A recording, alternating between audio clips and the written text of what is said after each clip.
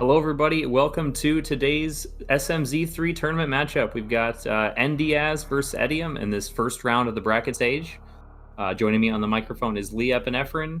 How are you doing, Lee? Hello. I'm doing great this morning or evening, wherever you are in the world.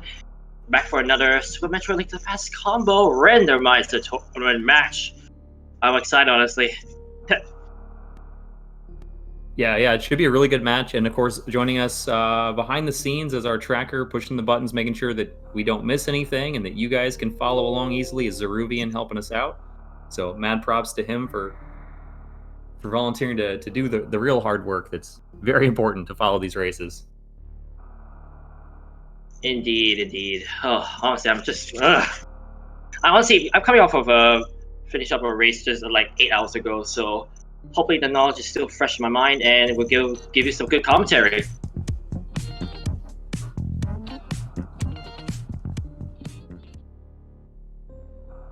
Yeah. Hopefully we get a good race, a nice enjoyable seed here. Hopefully we see a good balance of both games. I think that's always fun to watch when they get to go back and forth several times and not just a full clear of one game followed by the other. But anything could happen in these races.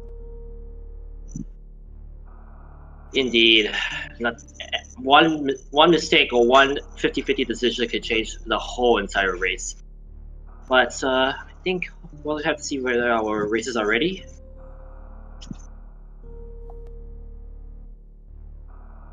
Yeah, and this should be absolutely a really close match if anybody's not followed. This is the 32 versus the 33 seed in our bracket. So this is the closest matchup, according to those numbers, if they're accurate, that we're going to get. Let's hope it plays out that way. Indeed. And looks like we're off. We're off indeed.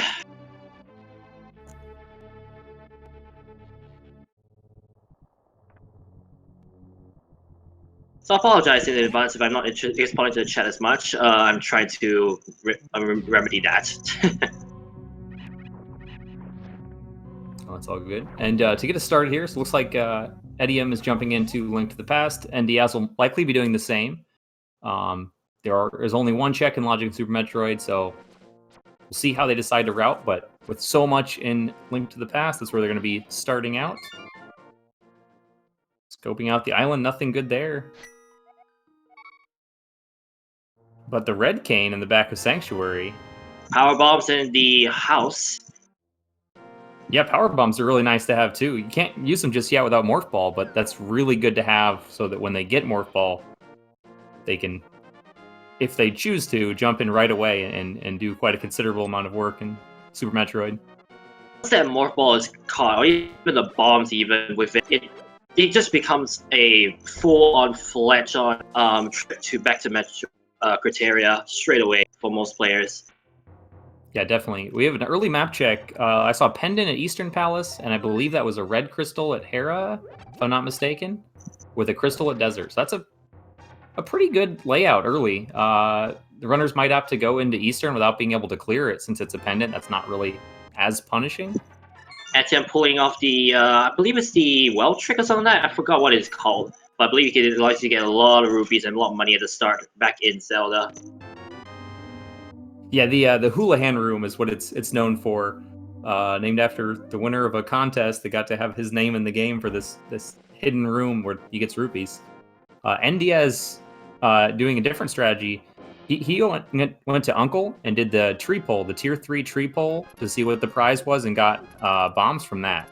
So etium with a lot of rupees early, he's going to be able to buy bombs if he doesn't get any from these bushes. NDIAZ is in good shape, though, with having 4 bombs to start already. Hopefully he'll be able to get some rupees to do a full clear of Kakariko with that. NDIAZ also deciding not to check the tree well, surprisingly, the item there, and gets a lot of bombs to start. That's a very good boost. And sword already at the woods. Surprising start right off the gate. Yeah, a lot of offense. We got the sword and the Cane of Samaria and all these bombs from that tier 1 tree pull, so that's really handy to have up front. I see what you did there. Handy because you're holding the sword. Oh, I didn't even mean it that way, but that works. I'm sorry in advance, guys.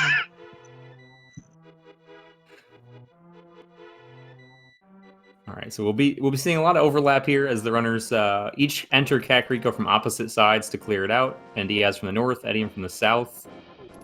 Nothing worth going after at the race game or in the library, so we don't need to worry about getting those boots early for that item. Just rubies. One thing that Etium has a hope for is that there are bombs or any of the 9 chests that he can check at least, or 10 I guess, or plus with the extra items he's gonna get from starting from the brewery, and it's more power bombs. You're not going to complain about more power bombs at a time like this. Those first couple packs are really, really handy. One is technically enough to do everything, but sometimes awful to route. Interesting risk take by Etium. He's checking the chicken hut item instead, and it's just a plus. Was that 10 arrows? That was 10 arrows. So may not have worked well for him. Yeah, well, since he did the hula hand play, this actually is okay, because he can just double back to this shop here and buy more bombs. If he didn't have the money, I would absolutely agree that's a pretty bold strategy, but luckily he's got the money to make up for it. 2 different routes, and both with very good strategies. Not bad, but good strategies at that. Yeah, that's a good point. It's really nice to see them both kind of pay off, because these are 2 of the most common routes you see at the beginning of the game, is going for the tree pulls to see what you get, or just going straight to hula hand to get all the money you need so you don't have to worry so much. Both working out as... Sorry, go ahead. I'm just noticing that one of the chests in the well was 200 rupees. That should give Etium enough money for Zora if he gets there in time. Yeah, if he chooses to do the hula hand play, that gives him enough really early. Yeah, if NDIAZ does that, or if etium chooses to go there soon. Looks like NDIAZ also got the blue mail, I want to mention, in the back of blind set. So not only do these guys have offense early, or at least etium will momentarily, they've got some good defense already, too. Indeed. Let's see what the boy has to give.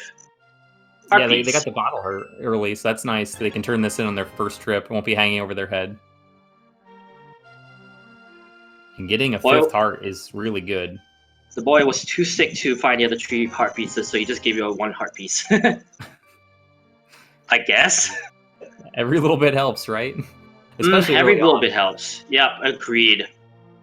Once you get to... Every runner is different, but once you get to a few extra hearts on top of that base, and with the blue mail, you don't really need to worry about heart pieces very much. But getting 1 or 2 extra hearts full early on is very helpful. All right. Pretty much we're going to see overlapping items, considering the fact they did go about opposite directions. Etium has already built up enough to head to Zoro now, and he has decided to skip and head back to the house. Most likely going to check the bottom pyro items, most likely. Yeah, he might have to go to Eastern. Oh, hello. Or just go through the front of escape. He does have a sword, so front of escape is a pretty good option. He's most likely very comfortable with the dark rooms, at least going through with the sword and the blue mail to make it a little bit safer in case he does take some damage on the way through. Oh, sorry. It's funny that you mentioned that, because the last race I did about 8 hours ago, I actually had to do 3 dark rooms, and boy, it's not easy at all to do the dark rooms in Hyrule. It is so difficult. Yeah, it definitely takes a lot of practice, and you have to understand there's some things you can do to make it easier, like using your sword to kind of help navigate, and almost like sonar to find the walls by poking at them, but it definitely takes a lot of experience and time to get good at. Indeed. Yeah, and with the small key in this first chest, NDIAZ may very well opt to do that, because he knows he'll be able to go through all the way to the back as long as he can survive and kill the rat that has a key on the way back to get through the last locked door. And etium following suit, which makes a lot of sense, especially since etium did not do the uncle checks yet. That's 2 more he can do on this path, save a little bit of time and efficiency over NDIAZ. Plus, Hyrule basement is such a obscure, well, let's say obscure, but out of the way area that it really is ideal to clear it out first. Yeah, I agree. You have a couple options of when you want to clear it. You either want to do it pretty early, or if you can try to pair it with something else, like say if you get a mirror and you can pair it in the dark world with your pyramid ledge check or something like that, that can be really helpful, but otherwise it kind of gets left behind sometimes. So definitely makes sense to check it now. I was also noticing the items that DS has found. He also found another 300 rupee collect. So basically, etium's efforts to get more rupees might just be slightly in vain, because now DS is enough money. Yeah, I mean that's it's still worth it, but you're absolutely right. Kind of no longer getting any value from that early Houlihan play. Of course, Zora, where they're going to be likely spending most of those rupees, is not in logic yet without a sword or flippers, but... I mean, it's nice to have the rupees early on. That's what I'm trying to say. Oh, yeah, for sure. I definitely agree. They have the rupees, so they won't need to worry about that. Even if they see like 20 or 50 rupees sitting around somewhere, they'll likely opt to just pass over them. Yeah, they will most likely just skip. All right, and we do see NDIAZ took the Death Warp and is opting to go through these dark rooms. Wonder why he's holding out. Why you see that sparkles on DS's screen? He's holding out the sword and holding it, so he allows the charge. But he's holding that charge so that he knows where he is on that screen. Makes going through dark rooms a whole lot easier. Yeah, especially with all these enemies in the way. This one in particular that he's in with the Dark Cross has some enemy RNG that can give you trouble sometimes. But he gets through it very nicely. What makes it even more nightmarish is the fact that you have to find the chest as well. Yeah, he found the chest almost immediately. That was really well done because it's not very good. The chest in this one isn't next to a wall or anything. You have to know like exactly how far away from the wall it is. Indeed.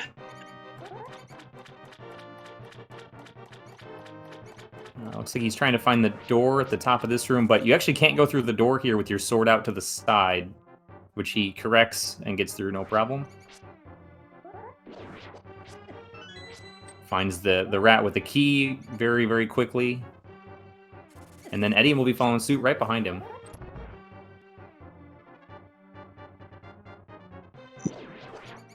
I'll be honest, like before this, I've completely forgotten that death was another way to teleport yourself out of Hyrule. Oh yeah, as long as you don't have too much health or too strong of armor, it's usually the fastest way to get back to the beginning of a dungeon if you don't have mirror. To those who say death is not an option, take that. Oh, no, I'm kidding. Please, guys, please don't do that, please. Yeah, unfortunately, in this case, it didn't really yield anything in the back. Just heart piece, some bombs, and a map, and then rupees in the dark room. So it's a little bit of a time sink, but you know, it's nice to get it out of the way. That's some checks that won't have to be done later. We see NDIAZ is going to the South Shore checks. Starting with the dam, most likely we'll be going east from here to grab Mini Moldorm Cave.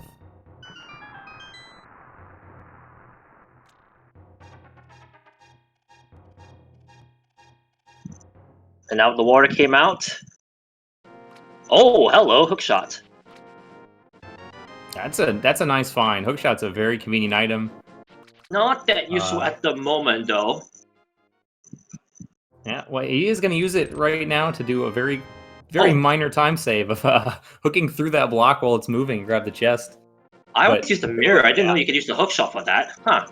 Yeah, you can. The timing's a little bit tighter on the hookshot because it doesn't remove the block. You have to open the chest very quickly, otherwise it gets in your way again once it's done moving. But nicely done by NDIAZ to show off that little trick, just saving, you know, a second here or there. Also, with me saying that hookshot was bad, I forgot. Mini Moldorms are a lot easier to kill now. Yeah, it's still tricky from the side since they're moving a little weird. About to mention, DS having slight trouble, but he does get the items right there. Let's see what they are. Anything useful? Hello! Definitely useful. That's a good one. And the shield might get used here and there too. Not super important for these guys, but it could be a desirable thing to have. The Morphball's the big one though. That opens up a lot of checks. It'll be interesting to see, especially with Etium following suit, heading down to the south as well, how soon these runners opt to go into Super Metroid and take advantage of that Morph Ball. think I did count 15 power bombs, so very worth to right now to might as well explore most of Criteria and probably Brinstar and even North Fair if possible. Yeah, 15's great because you can get through all of Brinstar pretty much without worrying with 15.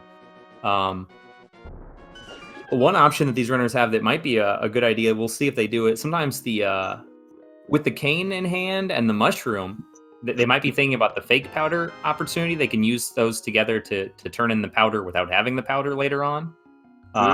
They could turn in the mushroom and then reset if it doesn't give them any value. And when they reset, with the built-in soft reset for this game, it will take them to Super Metroid. So that could be a nice advantage. Nice way to utilize that. Yeah, the soft reset back to the Metroid does add a bit of strategy into where you want to go next. Yeah, because resetting always takes time. If you go into the portals to switch game, that takes time too. So trying to plan those out can be very handy. DS is basically facing the same problem I had 8 hours ago. Doing the one frame fake flippers without the guide. I had trouble doing that and I had to resort to the guideline afterwards.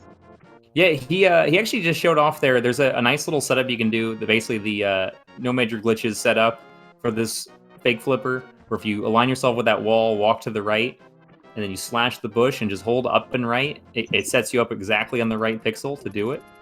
So very nicely done. I missed what etium found in Agina, but that's an out-of-the-way check that he's gotten taken care of early. Ooh, etium showed that he can also do the one flake flippers glitch. This time at the pond above, I guess I can call it Light World Swamp Palace, I guess? Yeah, it's... I don't know what to call that screen. I guess just north of the dam is what I would call it. But true, yeah, you could say that. I can agree on that.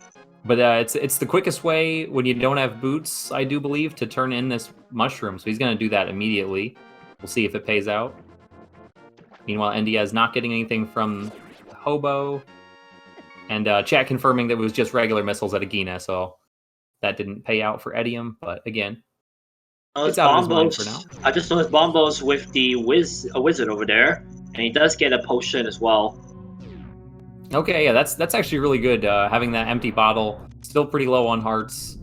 Take advantage of the fact that he has extra money to buy a potion. I like that. Shovel, huh? Yeah, an NDIAZ Metroid is a pretty good play. Sorry. Yeah, go ahead. What were you saying? Nah, I was just mentioning, like, you notice the power bomb that he put there just to try and get all the blocks out. It somehow reached the final block, but did not destroy it. Yeah, he must have been just a little bit too far away. It was very close. Luckily, he can refill at the ship. He's just gonna do these couple checks. Most likely, will refill at the ship before looping back towards green and pink Brinstar. Really helpful. And now we see etium picking up that morph ball, which we knew was going to be coming pretty soon. This is a very dense location. He's not going to miss this for too long. The Bombos is nice. That could play into a pretty big advantage for etium later on, but it won't be useful anytime soon. If he opts to go to the Ice Palace with it later, it could help him out, or if it's needed for Mire or Turtle Rock, but we'll see in quite a while. It'll probably be an hour or so before we see any of those plays. I love DS's ballsy movement on the getting out of that Trozo statue fight. Went to the left side to the right, morph balling to get out of there. Slightly faster than just using the power bomb to clear out the blocks on the right hand side. I love that move. Oh yeah, the Alcatraz. Yeah. It's one that you take for granted sometimes when you see a lot of top level runners and really good players like NDIAZ doing that, but it's a nice one.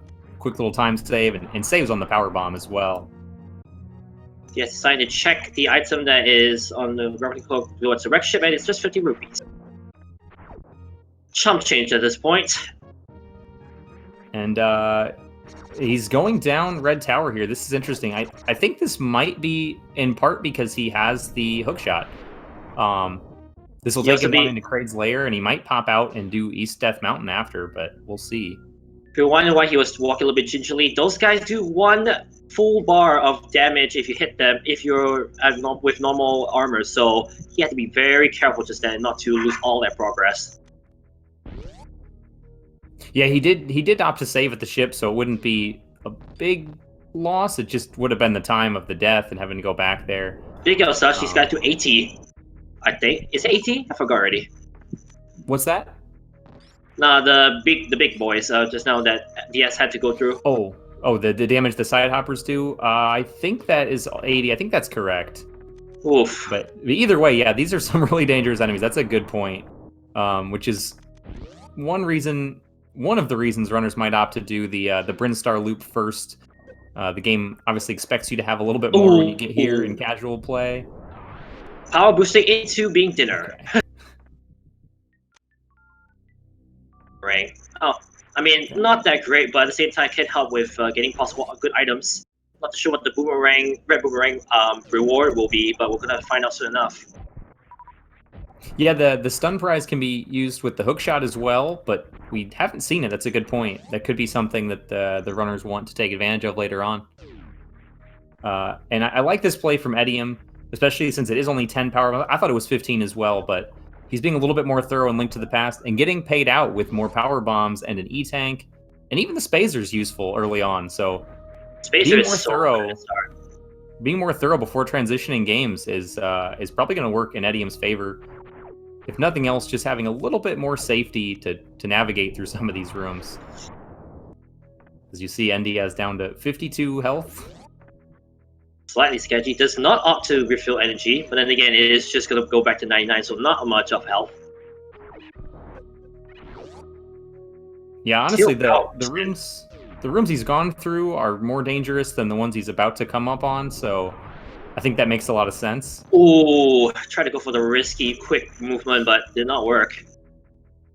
Luckily, you've got to wait on the block if you don't go for it, so as long as you can get back there quickly enough, which he did a great job of, it's not a big time loss. 3DS, 10 arrows is not worth. Yeah, and since Eastern is a pendant, it looks like etium's going in and getting the Morph Ball. Wow, so this is a really valuable play over to Eastern and Sahasrara. It won't really matter too much. Well, likely won't matter that he can't complete the dungeon without the bow, because he'll be able to get at least one more item out of it. I'm pretty sure you meant Moon Pearl, by the way. Yeah, the Moon Pearl is very useful. Yes, we get 2 Morph Balls, yes! Oh, did I say Morph Ball? Yes, you did! My bad. Yo, the chat's correcting you right now, but yeah, he just got the Moon Pearl, which is superb to get right now. Yeah, still no sign of Dark World access really yet. No glove, no hammer, no flippers or Meridia access, no lamp for Aga, but they'll get there sooner or later, and you definitely need the Morph Pearl, no matter how you can access it. Did you just say Morph Pearl? Okay, that time it's because I read it in chat, because I saw that somebody had jokingly poked out my mistake, and then I said it again incorrectly. RIP. Hashtag Morph Pearl. Let's make it a thing. I mean, just imagine that. One that's one ball for both needs. Ugh. It'd be great. I'd rather have 2 balls. Wait. Right. Don't worry, guys. That was on purpose. That was on purpose. Don't have to freak out in the chat right now. Let's see if NDIAZ can get the quick kill on Kraid. If not, it's only a minor time loss. It's a pretty quick fight anyway with all these supers. Yeah, only gets one hit. One hit on, so he's still got 1 missile and 2 more supers to finish off the fight. 55 energy though, so he has to be slightly careful with this. Lands the 2 supers, just needs 1 more missile. Or a super. Whoa! Well done. Good cleanup. And etium does a nice job getting through the dark rooms, doing this quick little damage boost to get to the chest for the... I don't know if that was the 2nd or the 3rd item. I know he got the compass. I don't recall seeing the map, but... Nah, if I'm not mistaken, it was Moon Pearl, compass, and I think it was missiles, if I'm not mistaken.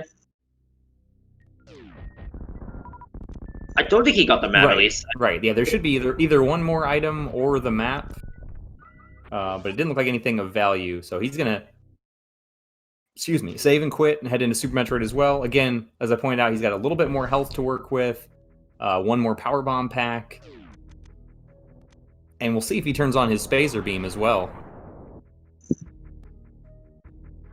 And he does. Might as well makes the. Oh, that energy tank's a lifesaver for him for DS right now. Yeah, perfect time for a vanilla energy tank.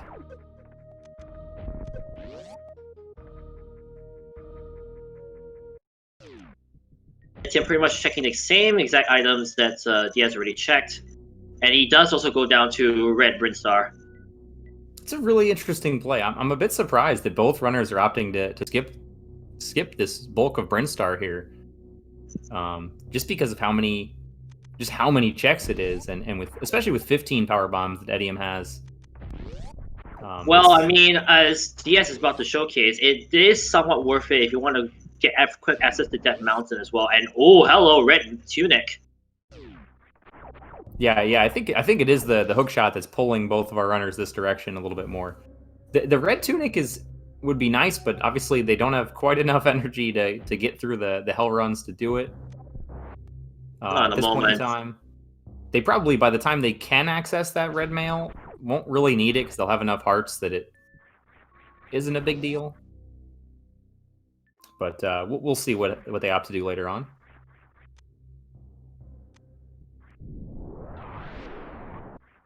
Diaz remembering he needs to kill that Nova to open the door. He didn't get him on the way down. Yes, skipping those red rupees, and that's it for not worth it at the moment. Does he go to Death Mountain? He does.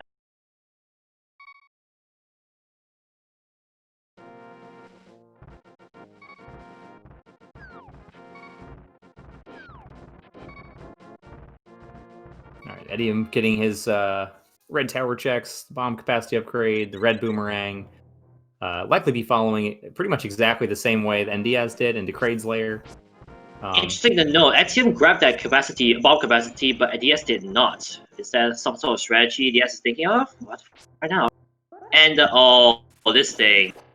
So I actually pulled this off twice already in randomizers, going backwards to get the uncle and then going back again. It's a fun thing to do, but man, doing it without the sword, good luck. Yeah, there's a couple holes to avoid and some bats that can give you some trouble for sure. But I was going to mention, to answer your question about the bomb capacity, it looked like to me, it's hard to sell, but it might just be that etium was trying to line up a particular jump to get across those Samus Eaters and Boyans, so it might have just been in his way, and the items with the fanfare removed, from Super Metroid in particular, take so little time to pick up that even if he doesn't want to use it, if it's in his way, he'll get it. Okay, DS getting out of a slight predicament with those, oh boy, what those enemies are. I forgot their names, honestly, because I don't like those. But he does get the flute, so that is a good thing. Yeah, Dead Rocks being true to their name, making him dead really quickly after blocking his path. Good thing though is he's still able to bring the uncle there, so he does get the flute. He's probably, I'm not sure he's going to activate it right now. He's looking as though he's going to go there, but we'll have to see. It looks like he is. One thing I don't think he has anything else to do in Kakariko, but it's not a bad play. He can flute wherever he wants, whenever he wants. So it's nice to have it activated early. This makes a little bit of sense. One thing I'm surprised that none have checked yet is the tree well item yet, which of course needs Aga, which no one probably wants to do just to save time. Yeah, exactly. They don't want to have to do it, so they might just be planning on routing in the check later when they have the items to do it. They still need a lamp, logically, and either another sword or the cape to be able to get to Aga Tower. So once they start getting those items, and the boots, of course, to bonk into the tree afterwards, once they get those items, there'll be a little bit more of a priority to check that. I'm not sure where NDIAZ is going right here. I'm suspecting desert. Oh, the shovel. He got the shovel, and he's turning that in right away. That's right. True. But I also want to mention that I don't think I either have checked desert, unless, of course, I completely missed that. No, he did not check desert, which makes sense for him activating the flute early. He's probably going to check the shovel and then flute to the desert area to get there a lot quicker without having to walk all the way around. That actually was a big boon to get the flute early. Yeah, I'm sure they'll use it a ton of times. Man, so many 20 rupee collects. I'm gonna see a theme here with this seed. A lot of rupees around here. Yeah, apart from the missile packs, I do believe it's the second most common item in the game, so there will be a lot more. And we'll see if etium can get the quick kill on Kraid, or if he's gonna have the dance as well.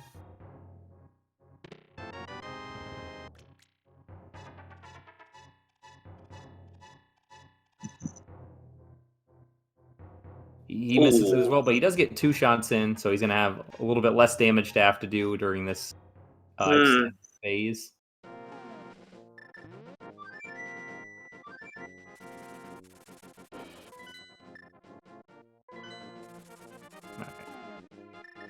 Oh, nice. Look at that for etium. Yeah, nicely done. Pretty quick cleanup on Kraid to finish the fight off. He gets nice drops, too. He gets all of his power bombs back, and then there's the additional power bomb back anyway. So he's in really good shape with power bombs. Yes, optic for the red potion, not the blue potion. Interesting. Yeah, that is interesting, especially because he has enough rupees still for Zora. So sometimes you might opt to buy a lesser potion, if you will, just to save on money if you need it for something else. But with 600 rupees, he can really afford the extra ones. That is kind of odd. Maybe a slight gamble that he doesn't need to use magic in due time? Yeah, he might just be thinking he'll be low on money for a while and wants to make sure that even if he does get to do Zora soon, he still has enough for the Dark World checks. Also, DS completely making me look forgettable because I completely forgot Death Mountain was accessible already. Well, I should say the right-hand side of Death Mountain because of the hook shot. Yeah, this was the real reason I was surprised that he activated the flute right away. I would have thought that he would do this first, especially since he made such a beeline towards it, going down the red tower immediately. We'll see if etium opts to do this right away. Bombs for Diaz! That is going to help a lot with navigation. At least he doesn't have to worry about losing power bombs. Yeah, that's a really good point. He doesn't have to worry as much about resource management. His power bomb count is not super important as he gets more power bombs. But it's also can fly, which means that he's able to do infinite bomb jumps to get to a lot of places he wouldn't otherwise be able to reach. I believe I saw high jump boots from DS, and he's going to pull the bomb jump out as well. Bomb jump, actually, I like to pull off as well. Over the gap, straight back to the left-hand side. Don't even need to go around. Yeah, nicely done. And those high jump boots are very, very nice to have as well. Just speeds up a lot of movement in Super Metroid. Jumping higher means you can get up to platforms faster. And in a lot of cases, runners are more used to having them than not, at least for certain areas of the game. Checks the island for DS, he just bombs. Now he's just going to check the spiral cave.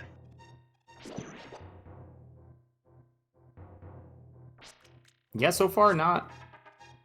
The morph bombs are the progression up here, since it gives us access to some things that you wouldn't otherwise have, like the gauntlet and the criteria power bombs, to note a couple. It might be a good idea to save and reset back and do those into the Brinstar checks that they opted to skip earlier. We do see a reset, so it looks like that might be the decision here. Oh, wow, that dead rock. Oh my goodness, 3-4. Oh, finally he's out. 4 times he went inside the hut. I just left and right. What an unfortunate sequence. Sometimes if you get them just right, you can actually walk past them when they're in the entryways like that. But you don't want to hit them and stun them and risk it and then get blocked. So yep, etium making the nice conservative, the smarter play to wait. It just he has with an interesting plan right now. He's IBJ, or should I say, infinite bomb jump up to the top right hand side. Yeah, this is in logic. This is, I would say, one of the harder tricks that's logically required in some seeds. So this could be exactly what he has to do to get this progression. I'll be honest, nicely I done. almost rage quitted my seat yesterday night just because of IBJ. Yeah, I don't blame you. I know when I was new to these, I had a lot of trouble with it. Getting the timing is really tricky. Just takes a lot of practice. The NDIAZ doing a nice job of it.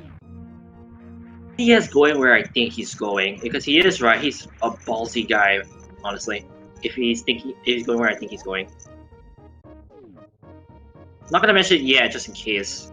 Yeah, I think I know what you're saying. Opting not to save though, which is interesting. If he's already refilling the ship, the save is pretty quick. But yeah, he's confident. Yeah, he's doing the gauntlet. He is doing the gauntlet. Without saving too, and with no armor, this is gonna be interesting if he pulls it off. I think he should be fine. He's probably not too worried about it. The most dangerous spot is going to be these yapping maws, like this one down in the bottom here. If he gets grabbed by them and dragged into the acid, it'll be pretty much immediately a death. Is it bad that I thought that wasn't acid, but just hotter lava? Honestly, I didn't know there was a difference for a long time either, so you're not alone. Okay, good. I'm not alone. Phew! I missed what was in the Spectacle Rock Cave. Etium was going up there to check it, and I did not see what that was. But it doesn't look like he has anything else that our tracker would have picked up of note from inside Spectacle Rock, and he's getting his bombs and getting his high jump boots shortly as well.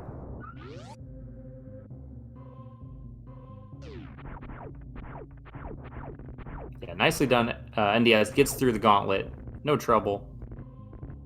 And ooh, it's a good yeah, edgy tag over rupees, 100%. Yeah, I mean, he could get both. Well, not anymore. I mean, what's the point of 20 rupees at this point? Yeah. I thought he was trying to go back up for a second, but he was just trying to set up for the moonfall. But yeah, he could get both, but doesn't need the rupees. E-Tank is definitely worth it.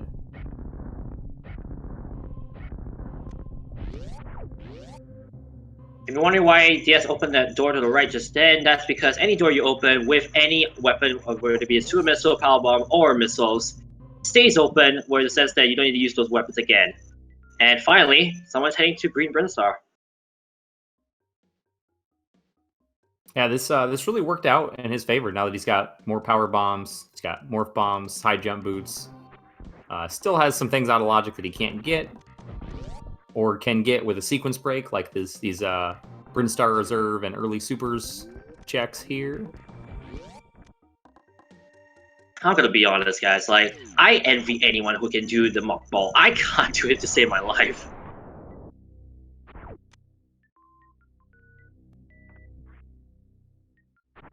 Not much of a help, Right. unless of course it might be a very helpful item upstairs. Let's find out. Survey says, well, I guess not that bad. Yeah, I mean they'll take it. It's worth picking up since they're here, but not that valuable. And we see Eddie making the same play, basically just following right behind. He's not going to do the gauntlet check, very likely maybe due to the low health that he's got. He does have one additional E-Tank, but still, that's not a lot without any suits. Oh. And the bomb jump to the criteria power bombs one's pretty slow, so he might be trying to save that for later if he gets better movement items.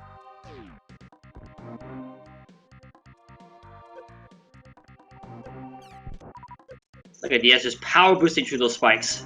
Beautiful movement. Okay, maybe not so beautiful there, but still. Yeah, having a little trouble with the Zoa, I think is what those green and pink bugs are called. Ooh, etium with a very interesting play. Went backwards up there to that same two items that DS found when she found the energy tank. I think he might think not to pick up those, although there is the risk of that one item that he not found, although we know that's not that useful.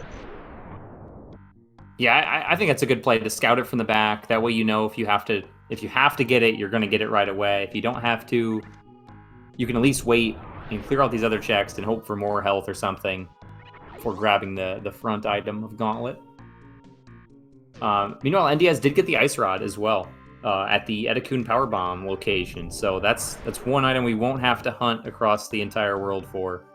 That's a nice find. Hopefully, you meant an ice find? Need it, but yeah, it's an ice find. Sorry, guys, you're stuck with me for the next 4 hours. Or maybe less if these guys can do it faster. These guys are doing it for your souls. No, I'm joking.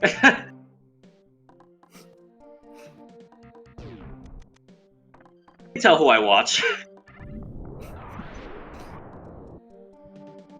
Alright, we got etium doing a nice job pulling off the mock ball for the early supers checks. Meanwhile, NDIAZ setting up for the Spore Spawn skip. Nicely done. I didn't know there was a guideline. I always just ran towards it and hope for the best.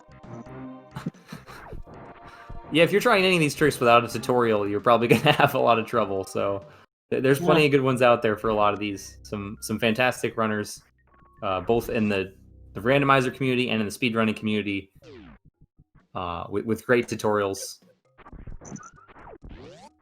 Here to help everyone speedrun it. Pretty much just... Sorry, this pretty much is just etium catching up with DS because all the items he's picking up is pretty much what DS already picked up. Oh, look at that! Just managed to get that gate open. Ooh, oh, beautiful item grab! Okay, so that's a big find. That is out of logic without the wave beam. The trick that he did to skip this blue gate is not required logically. Oh, he did take a lot of damage from that large side hopper. Looks like he did only get hit once on the way through the door, so he did not die, but is very low on health. You were correct earlier, they did do 80 damage. Now here's the interesting thing. Etium's gonna head up towards there. He's probably gonna grab the mirror, and now he has both Moon Pearl and Mirror. The only problem, he still doesn't have, like, proper access. Well, then he can go to Tower of Hera, so that's one booty for Etium later. Yeah, he's got he'll have Tower of Hera, but NDIAZ will have that as well. You don't need the Moon Pearl to get to Tower of Hera, just like in the vanilla game. But having the Moon Pearl, whenever they do get the rest of the Dark World access, will be nice. The Grapple Beam could be useful as well. That's an interesting find at Charge Beam. Don't think DS wanted that, but oh well. Is he gonna check the top right back of Brinstar? Yes, he is. So he's actually going back to pretty much the Morph Ball location. Although it's gonna be risky because he's gonna head to the side power first. Yeah, he's gonna have to be very careful. Oh, he doesn't avoid there. Oh boy! Oh boy! Oh! Oh, how did he? My goodness! How did he avoid that? So as the power bombs are exploding, it gives you iframes from the enemy. Fortunately, he was able to take down those side hoppers in time. That was very scary. Gets your heart racing. And now with the high jump boost, he should be able to get all the items to the right-hand side of right here. Although he might want to be very careful. 24 energy may not seem like a lot. Yeah, this is really interesting, choosing to do these checks before the... Oh, well, getting paid out with the ceiling E-Tank, vanilla again. Another vanilla E-Tank, right when you need it. I was going to say, going this direction before checking the Alpha Missiles, I believe is what they're called, just for one more chance of safety before this, because the spikes in this room he's entering do... Well, they would have one-shot him before. I think it's 60. If he were to fail that jump, which he nails and does a nice mock ball through. I like that. Alright, so now we can breathe safely. Billy Mays had nothing to offer. Too bad.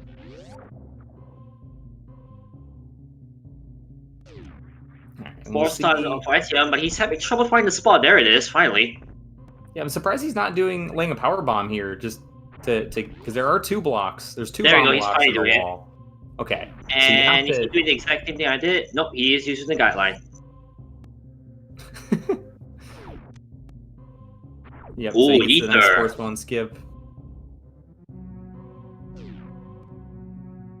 Alright, 2/3 of the way through. not needing any additional medallions. That's nice. We'll have to pay a really close attention to see if etium opts to skip the wave gate item here, the one that had the mirror. Oh yeah, that would be interesting if he does skip it. It's as far Well, as her a lot high of jump boost though, so I doubt he would skip it, but we'll see. True. Yeah, I was gonna say that it's likely that he knows it, but of the tricks these runners are showing off here, this is one of the tougher ones for a lot of people. Etium decided to grind up for energy and possibly super missiles if he can find those. Yeah, this is smart. He was at, I believe, just 88 health, which means one hit from the big side hopper and one hit from pretty much anything else would have killed him. So he wants to be able to take at least a couple hits if things go wrong entering that room. Doesn't look like anything hidden inside former Mother Brain's lair, as I'm seeing from the tracker. Yeah. Yeah, so we have all the medallions. See, no, that team is going for the wave beam. Okay. Yeah, since he was farming health, this seemed likely. Oh,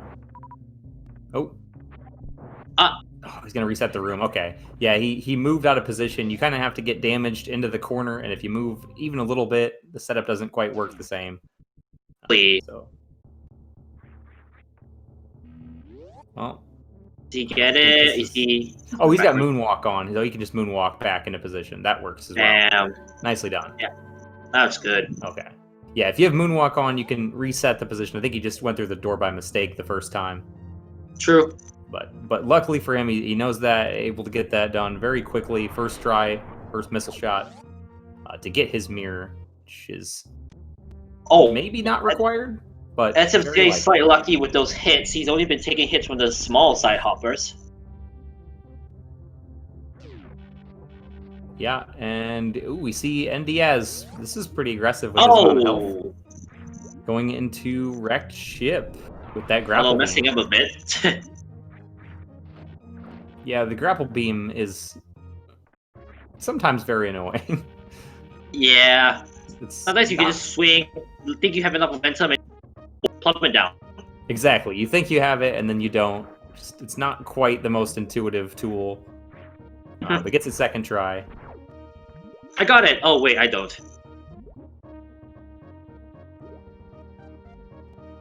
He has decided to skip that heart container, but then again, lots of heart containers already gotten, so I'm not too surprised at that move. Yeah, I agree. He's got several, and the blue mail makes each one less valuable than the next.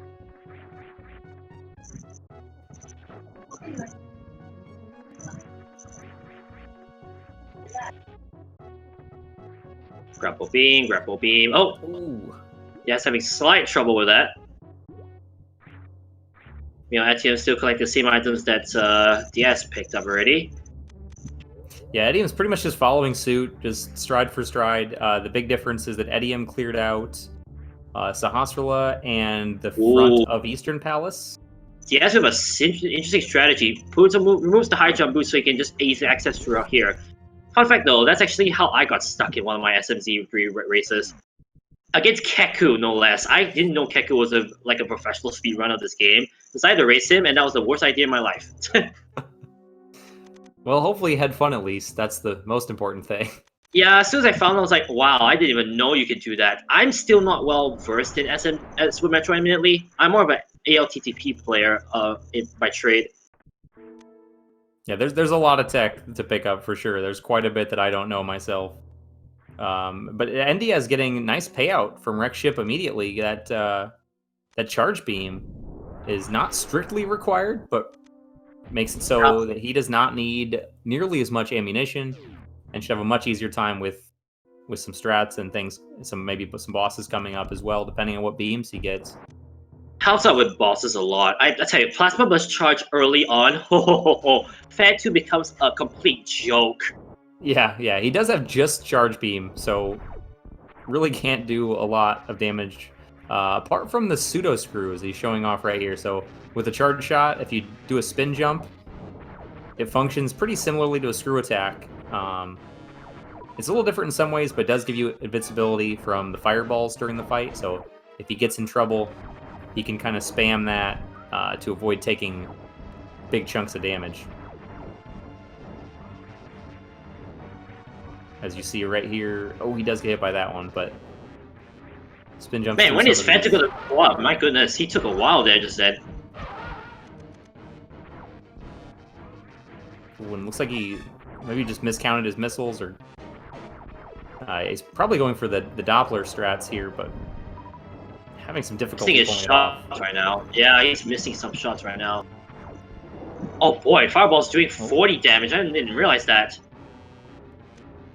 Oh, this could be bad for NDIAZ. He might unfortunately fall back a bit. Yeah, this is so with that charge beam in hand, if he gets hit again, if he takes another hit, he might opt to play this really safely and use super missiles. If he uses super missiles, it triggers the enrage phase of Phantoon, where he basically shoots a ring of fire at you repeatedly from the ceiling. They're really easy to use screw attack or pseudo screw through. Man, the one time that you want, oh boy, the one time that you want energy, the game just keeps giving you spin missiles. jump.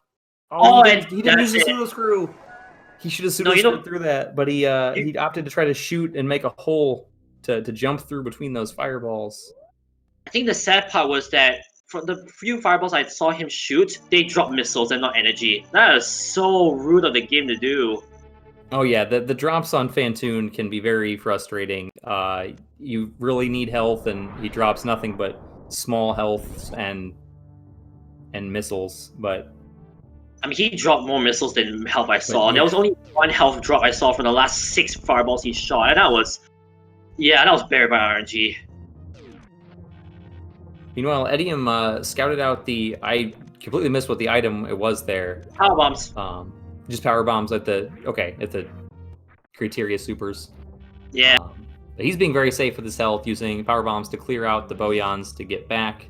Because again, that's another quick place to die in that acid if you don't have any suits. Honestly, at this point, I'm kind of curious to see if etium goes for Phantoon. Has about the same armor, has about the same number of missiles and power bombs. Yeah, I'm not sure. I would guess that he will not do that immediately, for a couple reasons. He's a little bit more well versed in Link to the Past, and the fact that Tower of Hera is a crystal dungeon that he hasn't activated his flute yet, or turn in that shovel check. He might opt to jump into Link to the Past and do those first. I was actually about to mention that. I was thinking to myself, wait, where have we not been? Where we can go with in Hyrule that we have not gone to? And you just mentioned it, Tower Hera. Yeah, and it's a crystal, so definitely a worthwhile dungeon. He does not have a fire source, but as long as he knows the Hera pot, he won't need one to get through it. Round 2 for DS. Or if it's just not blocked behind the basement, he won't need to have Hopefully a fire. Not.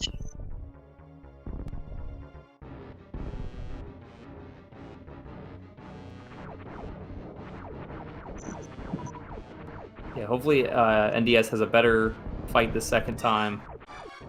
I decided not to go to Hyrule, interesting enough. Oh, I didn't know why he hasn't checked the power bomb room yet. Oh, right, he hasn't done Bomb Chorizo. Yep. Right. NDIAZ with a much better start. He does get looked like 5 missiles that first eye opening. Last time he had a little bit of trouble early on and couldn't quite get his footing. Didn't get a particularly great Doppler, but oh wow, getting at least 5 hits is good. Perfect prediction on that. All right, see that? Yeah, there he's showing off the Doppler. Does a better job getting at least a few hits in before Phantoon can disappear. If you time your missile shots just right, you're able to get in more hits than you're supposed to be able to in each phase. If you're wondering why etium had to face up against the troll statues instead of DS, that's because DS did not have the bombs at the time he went there. So basically, etium, because he had the bombs just then, the cutscene activated for the troll statues to activate. Yep, that's a good point. Luckily, he's got super missiles as well, so it's a nice, easy fight. Ooh, DS has a slight problem, and he did go for the super missiles. Yeah, it's just 1 or 2 missiles early. I wasn't counting exactly, but he was very close. He shot that super missile just before before he needed to finish off Phantoon. But this is fine. He knows he's right on the brink of death. As long as he can hit a couple missiles next time he opens it. Near the brink of death, although not as bad as before. There we go. Yep. Yeah, just those last 2 missiles. Down. And I think etium might be chasing after him right now. Yeah, it does seem that way. It definitely makes sense with the item density. There's definitely a lot more items over here, and with the grapple beam, this is in logic. So doing this prior to Tower of Hera, hoping for maybe something else for when they go up there to pair it with, you know, like maybe a book to check the tablet, or a chance to do Dark Death Mountain even, would be, if they can find something like that, it'll be a good payout. Etium almost forgetting that there's the item on the bottom left. He does pick up the heart container. I see him just jump towards the right, and he stopped halfway, probably realizing that he forgot that item.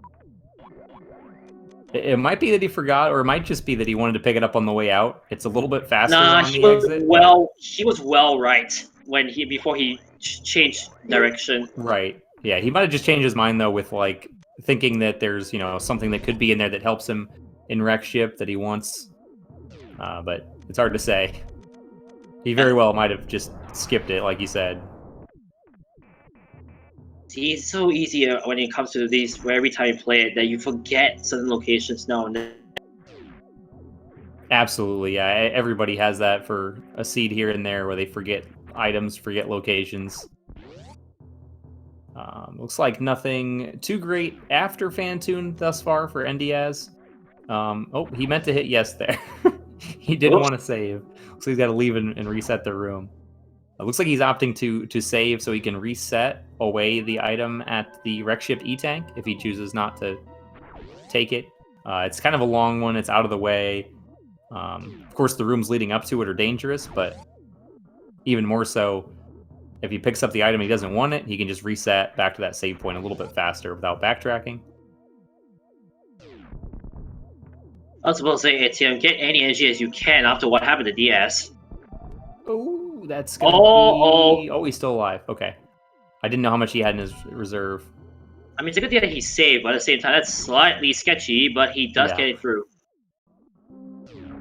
Yeah, Suitless, that room is called the Spiky Room of Death for very good reason. Luckily, he had the reserve. He's very likely hoping that he...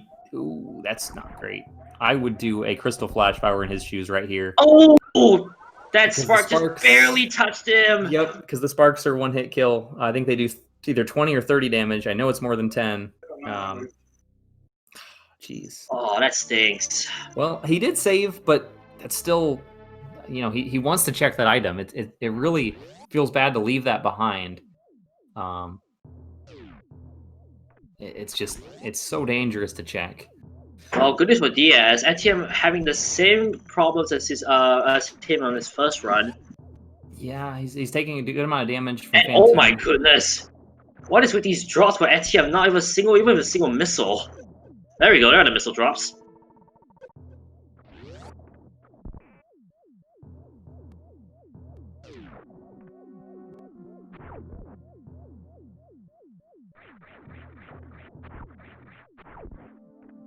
Alright, keeps it safe for that one. Yeah, etium does have a tiny advantage with the Spazer beam, actually. The wider beam pattern that it shoots out makes it a little bit easier to clear out the fireballs. Careful, DS, there's spikes below. Oh boy. But not that much easier. He's still getting dangerously low on health.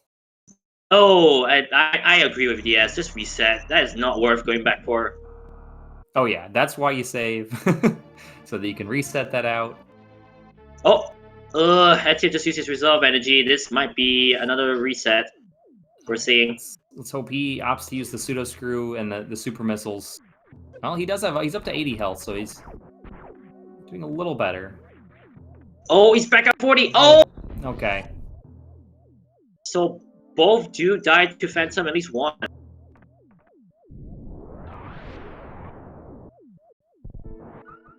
Yeah, showing off that sometimes the fast strats are not faster if they're not survivable. So using the Nintendo Power strategy of using the super missiles might be the better way to go. Oof, DS playing risky at the moment. Yeah, he does have a reserve, which I believe is full at the moment. So there's nothing over here that's gonna drain that reserve at this point. Looks like he's opting to use it manually. But he's in okay shape until he gets to the bowling room. He's gonna need some more health for that. I mean, he does have the grappling beam, so it's not too bad.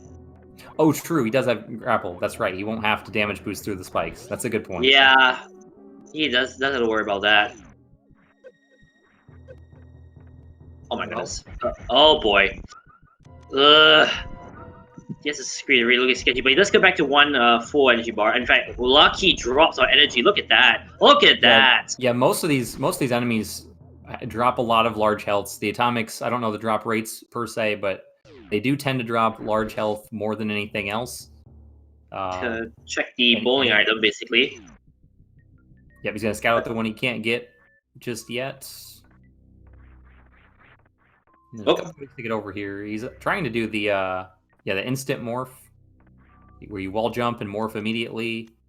See, has trouble with the first one, but gets the next couple nicely. Hard container, I don't think he's gonna grab that, considering his history of grabbing hard containers. Yeah, he actually can't get that yet. He doesn't have screw attack. Speed booster is what I meant to say. True though. But honestly, the fact he hasn't collected most of the hard containers that we found, I'm pretty sure he doesn't have the heart to collect them. Nice. I'm so sorry. Yeah. Never be sorry for a good pun. Oh yeah, high jump boots, I forgot. Now you can actually get the item on top there. The question is what it is. What's it? He could get it without high jump as well, but it's a little easier. Well, yeah, there's some particular wall jumps you can do to get up here. Wall jumping off these trippers can be annoying, awkward. That's he's right there. Oh boy. On it. Okay, so he'll just have to wait till this one goes right and then comes back to the left. Feels a bit bad, but you can't leave the item because that feels a lot worse. For those tracking, I mean, at the moment, DS is only ahead by the Fantoon, which Etium's fighting, but if he does fight Fantoon and succeeds, he will be behind by the Moon Pearl. So, because the Moon Pearl is the only difference between these two players right now. Interesting enough. Yeah, Moon Pearl, Spazer, and E-Tank, and I think that was it that was worth anything at Eastern and Sahasrara. And is that the spring ball? Yes, it is. He's going to use it immediately. Or he's not. Never mind. Hey, he didn't. There we go. There's a spring ball. He unmorphed and jumped and did a mid-air morph instead of showing it off. I don't need no spring ball. I can just do my own techniques. Also, Etium gets slightly lucky with these Fantoon movements. I just saw 2 times in a row that he just, well, opened his eye straight away. Yeah, that opening, he did shoot 3 missiles, though, immediately to scare him off instead of getting the pairs of missiles that can extend that phase a little bit longer.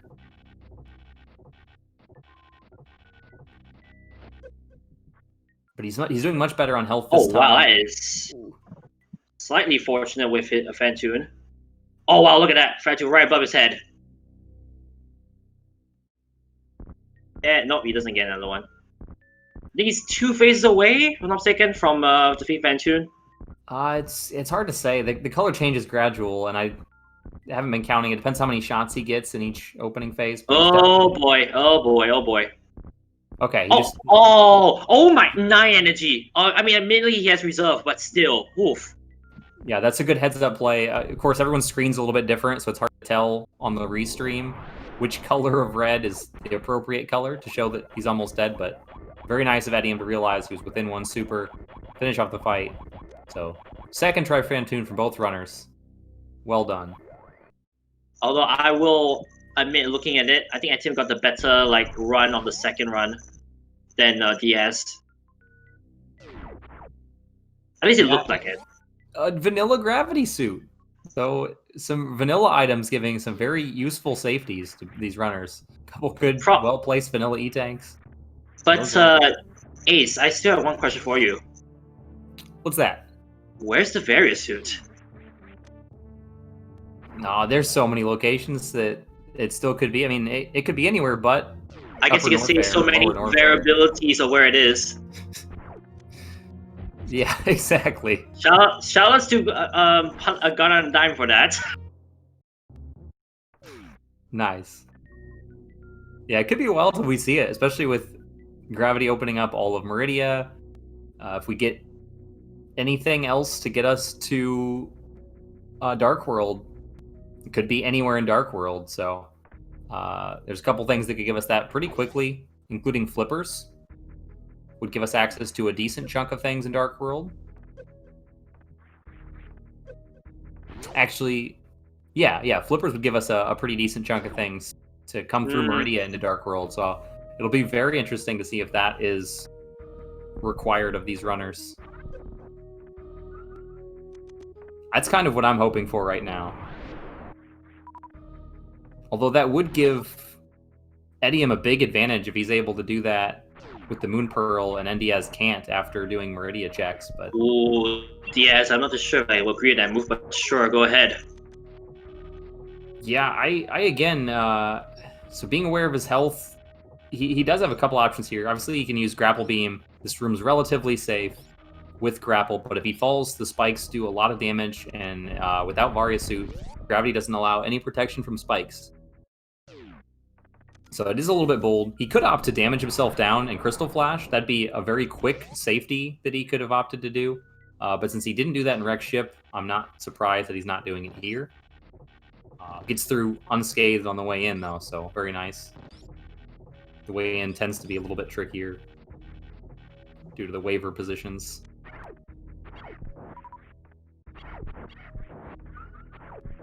And now that his power bombs are full, he gets large health drops from... Oh wait, those enemies are called waivers? Yeah, the waivers are the clamshell guys that fly back and forth in kind of a wave pattern, I would assume is where the name came from. So it is possible to get to the room without using the grappling beam. It is possible to do that using the ice beam alone. I didn't notice his missiles were too low to Crystal Flash. I didn't even look at those. I just super count and his power bomb count, since that's normally the determining factor for if you can Crystal Flash in a randomizer. My mistake.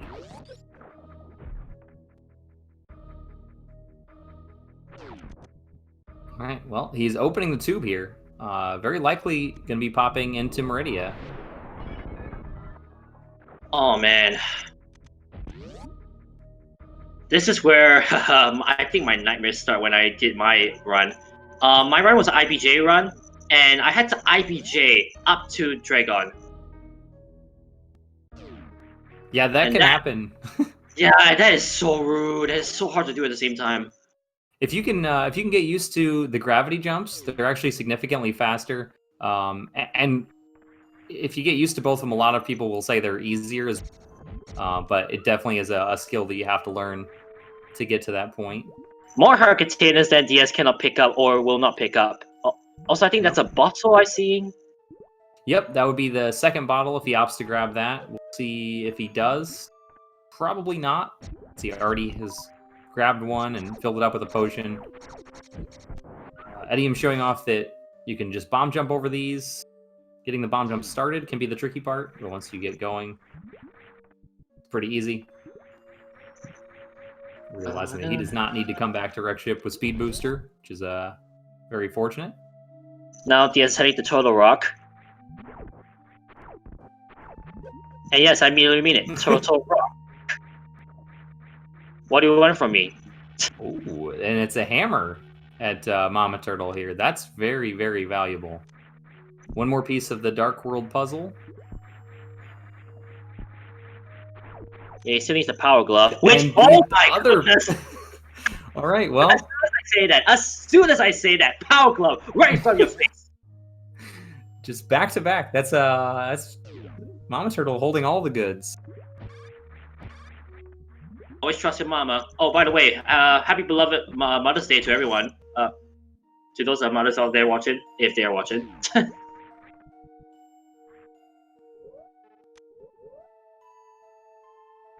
Yeah, we see NDIAZ showing off that gravity jump, how much quicker that is than doing the IBJ up Everest. So beautiful. Especially with high jump boots, he gets actually way more than enough air. That's so beautiful.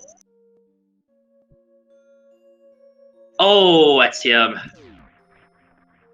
Yeah, I actually forgot that they had morph bombs when they did this. This is, if you can get it quickly, I believe using morph bombs would be faster than riding the trippers the way that NDIAZ did. But Etium's having a little trouble getting the rhythm down.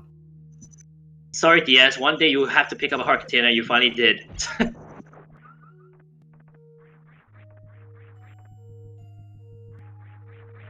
Oh, So close. that's twice now.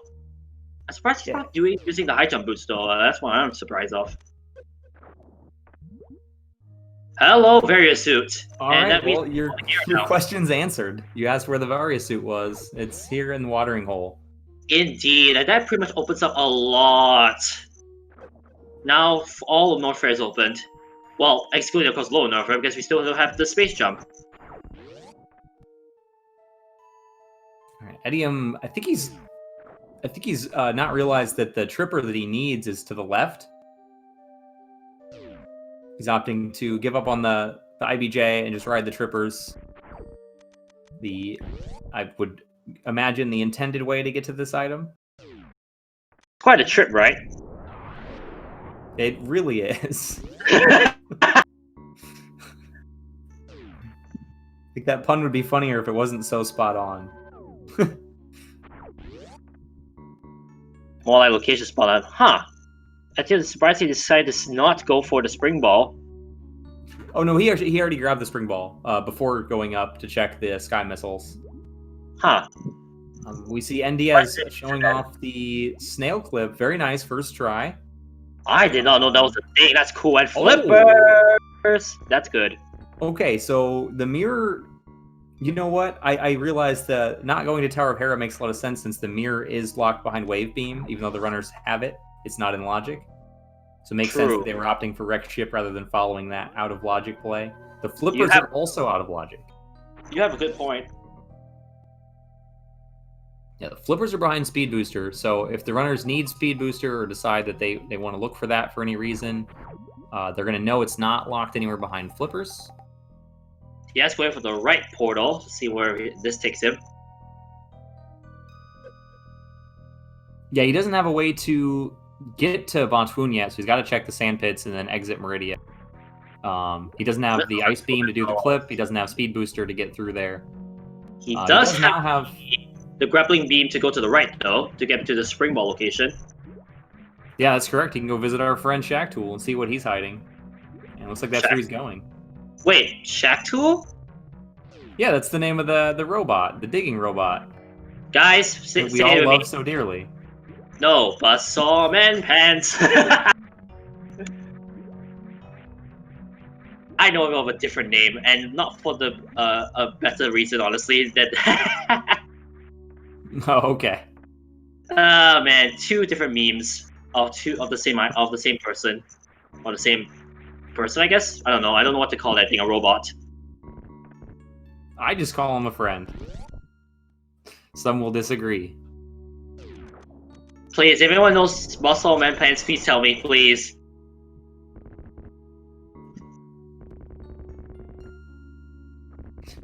Although I'm not too sure if A0 cannot unsee that now.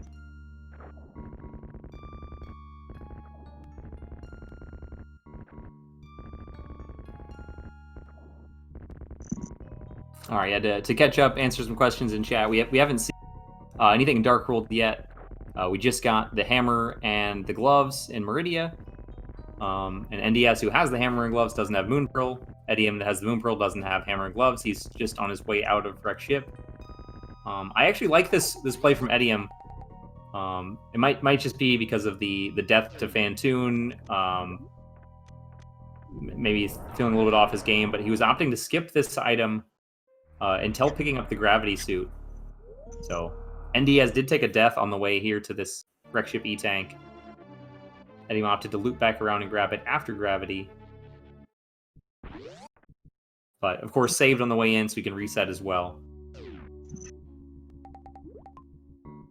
And yeah, nothing good at Shacktool, unfortunately. reserve tanks are almost helpful at this point, with only 3 E-tanks. But with both suits... That tool threw a spanner in the works.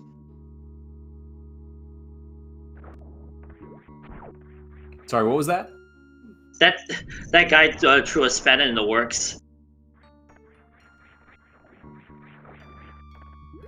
Never mind.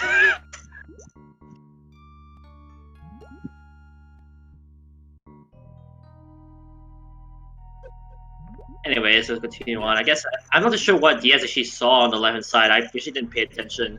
So that left sand pit, it wasn't anything good. It was a heart piece and something else that I already forgot. Yeah. Oh, Diaz doing a super missile clip. Indeed, he is.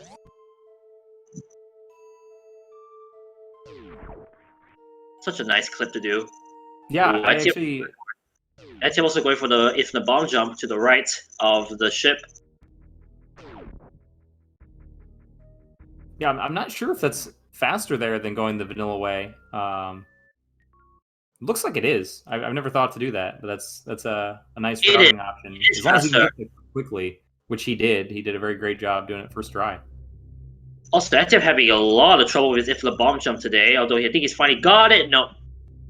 He's basically having the same day I had yesterday. Yeah, I've seen Etium do this before. He opts to do the double bomb jump, like the bomb ladder, some call it, instead of just the consistent single bomb jumps. He normally does a really great job of it, but he's having some trouble today. I know some runners just can't find the rhythm for the double ones. Me. I can't either. But I can do the single ones just fine. And oh, nice strategy by Diaz. Just morph all the way down. That's actually one I didn't even think of. Yeah, as long as you have enough health or the suits to take the damage, it's much faster in a lot of ways than trying to jump on those tiny platforms. Indeed. Still a lot of missiles around. Ops to not pick them up. Ooh, the pressure's getting to Etium right now. He's not having a good day. Yeah, really struggling with these bomb jumps, and this definitely is in logic, and he knows that, which is why he's not giving up on it. Just performing what I consider one of the hardest wall jumps in the game. There we go, straight up. All right, yeah, nicely done. That is not in logic, but you can get up here by going around in a much slower path to this Norfair Reserve location to see the bug net. He will pick up 3 items there as well, so let's see what the others he can pick up. And they are anti-tank, that actually will help. Oh yeah, that's very worth. Arrows not so much. You think they are? I'll shoot down that idea. Nice. Etium decided to give up on if the bomb jump goes straight back down the rim Brinstar. I wonder if he's going to Norfair though. Because we know that he does not have the Varia suit. Yeah, he'll likely be going down into the same checks that NDIAZ did, checking the X-ray scope room and then into Meridia. That's what I would be guessing. Yeah, just following the chain of items that he's gotten. Just again, he's a little bit behind NDIAZ in his Metroid clears. Does have the advantage of having done Eastern and Sahasrahla to give him that Moon Pearl and Spazer. Not much to find a speed booster. He's probably going to head into the wave beam area, most likely. Yeah, no immediate progression up here.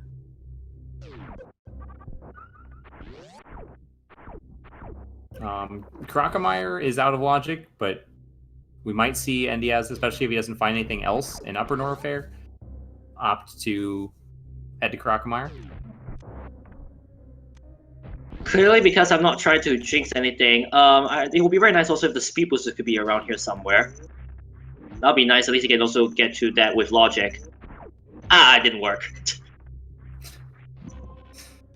Yeah, that would be nice. My plan didn't work. It would put his flippers back in logic too. True. Oh, but that's still a very equally good item. Okay, Fire Rod's really nice. We haven't seen a Dark World map check yet, so we don't know if Turtle Rock or Skull Woods are required. We do still have 2 pendants in the Dark World that we don't know which ones they are yet. Ironic. Either way, that's our first fire source, so we need a fire source for a couple other dungeons. Ironic right now. Oh, because they're in Norfair, all the heat? Well, not that. Once they find the Titan's mid, they can technically do Turtle Rock right now. Barring, of course, it will be difficult, but still, they can still go to Turtle Rock. Because they have Kisamaria, they have both rods. Yeah, that's true.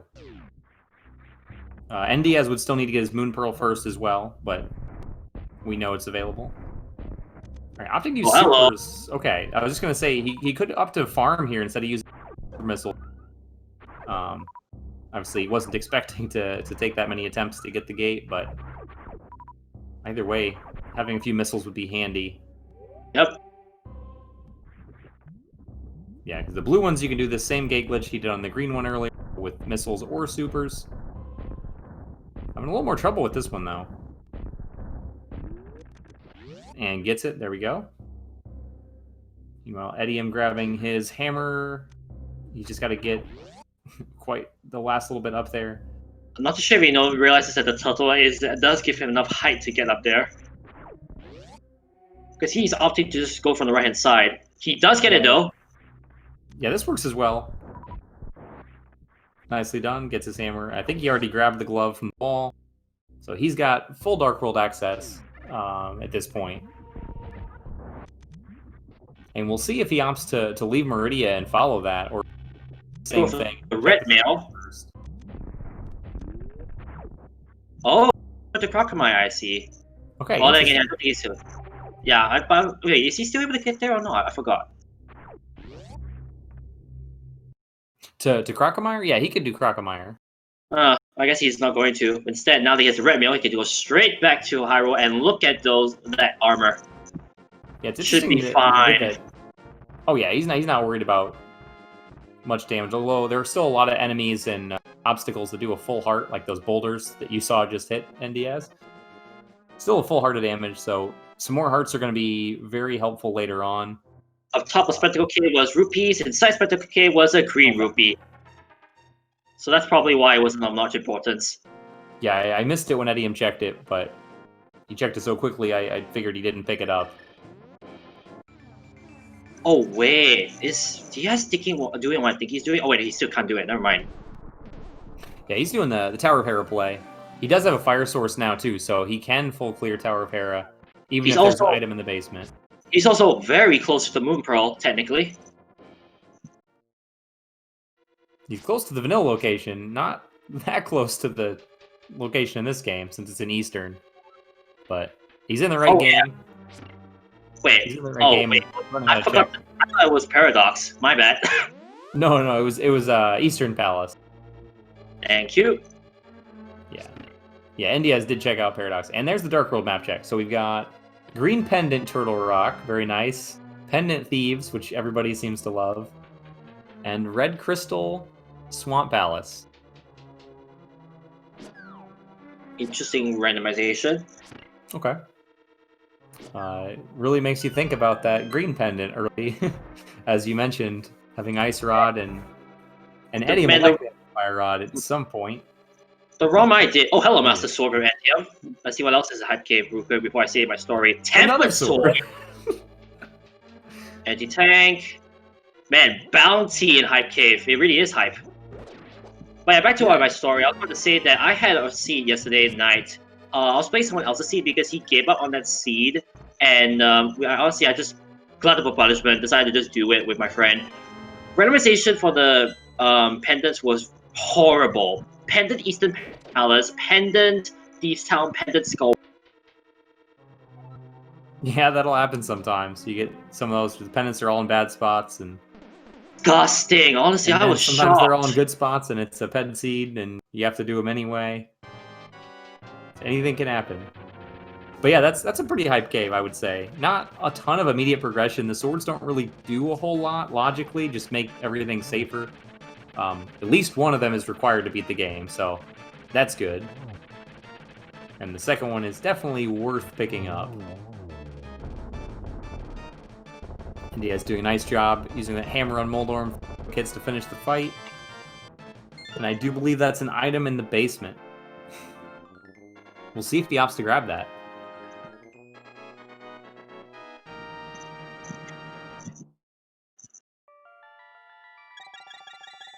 Etium finding the shield. Shield.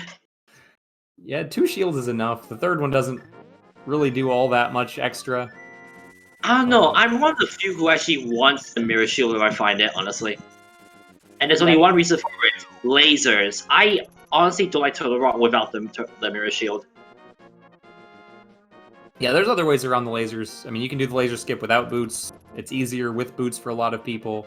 And of course, they'll likely stumble upon the blue cane or the cape, or potentially not even have to do laser bridge since Etium does know it's a pendant. So he's definitely able to do the laser skip and get around it if he has to. So he's not worried about that. All right, NDIAZ finally going to Sahasrara. We'll see if he dips into Eastern as well, which we know he needs to do to get his Moon Pearl. Nothing of note at the dig game, it looks like. Nah, it was missiles. Oh, this is great routing for Etium. He hasn't activated his flute yet. I like this. He started at Hype Cave, and he's going to portal back, activate his flute, and then go back into the Dark World here into Village of Outcasts. Likely will clear out Thieves' Town. Smart. At least part way. Yeah, NDIAZ is about to get to his. Oh, actually, nothing. Oh, actually, no. This is a pendant. Never mind. Yeah, he doesn't have the bow. It is a pendant, but not too worried about leaving the boss behind. At least you can see what items there were inside there, because we did miss it the first time. Yeah, I knew the pearl was the first one, and we did see. Oops. No, that wasn't an accident. He's very aware that. Oh, he's going out. Okay. Well, luckily there's nothing else good in there. That's a pretty bold strategy when the dungeon. That is bold. It does open a lot of locations.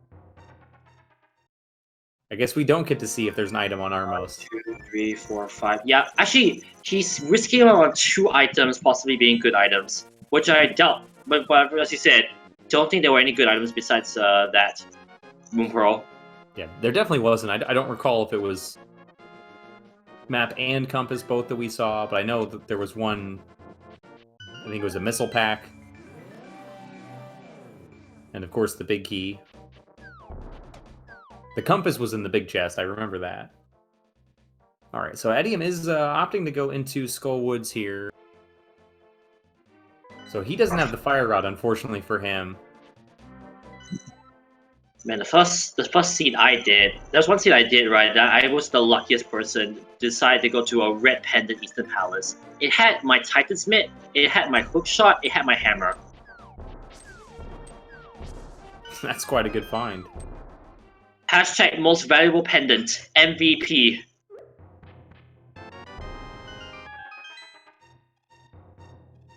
Also looks like NDIAZ will get his tempered sword as well.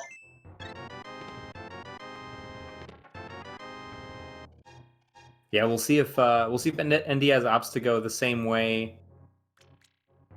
after Hype Cave as Etium did. He does have a couple other options. He could go north up to Pyramid, into Catfish, and or head across the river to the North Dark World loop.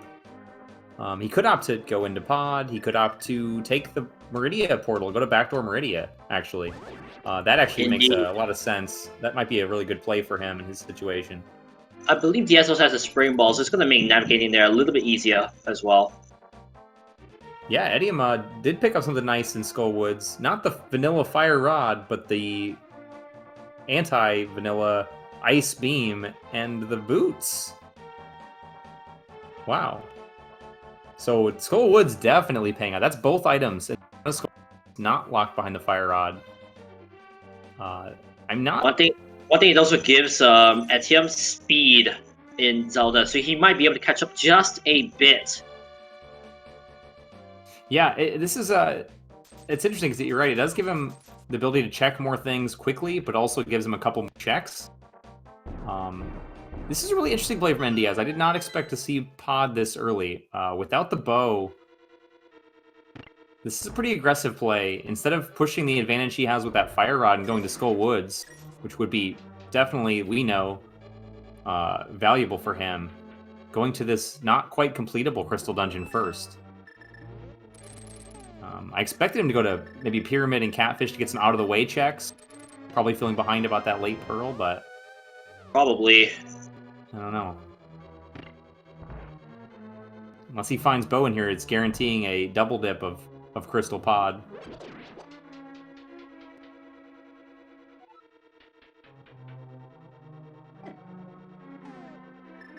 Tim just got some bread. Yeah, there's his final sword. Okay. So, not any shortage of firepower for Link to the Past. I'm just going to refer to it as the butter sword, honestly, at this point. Why not? Alright, so NDIAZ... Okay, yeah, I think he walked a little too far there. He's setting up for the poaching to get to the bow-locked items. Which, again, I'm not really sure I like this play early, especially with the small key in hand. There's ways to use your keys and determine what could be behind these chests to maybe prevent you from having to do this. There's a chance that when he clears out the rest of the dungeon, he'll find that it's just keys. And this isn't required without a bow. But he's doing it first. Again, I think he's just really trying to push that... some aggressive play, feeling behind with that late Moon Pearl. No. Yeah, probably. And the death to Fantoon, that's a good point as well. I forgot, since both runners died, I already forgot that might well be... That mental gameplay just because you don't know what where your opponent is at. Yeah, absolutely. And you never expect your opponent to take a death. Like, at least in my experience, no matter what happens, you assume they played well. And even if they routed suboptimally or did something a little wrong, you don't expect them to take a death like that and lose that much time. But both runners did.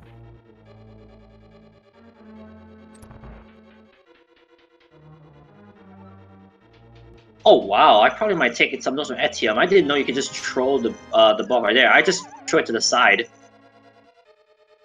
And by that I mean like you stand on the blocks, throw it, get some visibility frames, and go up. I usually do that when I'm at that area in Thief's Town. For which room? Oh, the crystal switch, right? Yeah. Yeah, there's a few different ways to take care of that. Yeah, but I didn't know you could just throw it. I thought it wasn't enough to reach, honestly. But I guess it is. Yeah, as long as you throw it well and you don't get your throw blocked by the slime guy that comes out of the ground, he can sometimes block it if your movement isn't the best. Oh, it's the worst. Oh, how did that miss? From NDIAZ. Threw it a little early. That was a close one. I actually had a throw go over the enemy, which of course is the most annoying thing. Yeah, nice recovery though, not to get knocked off the bridge by the Helmosaurs. That. Oh, that was some more dark walking.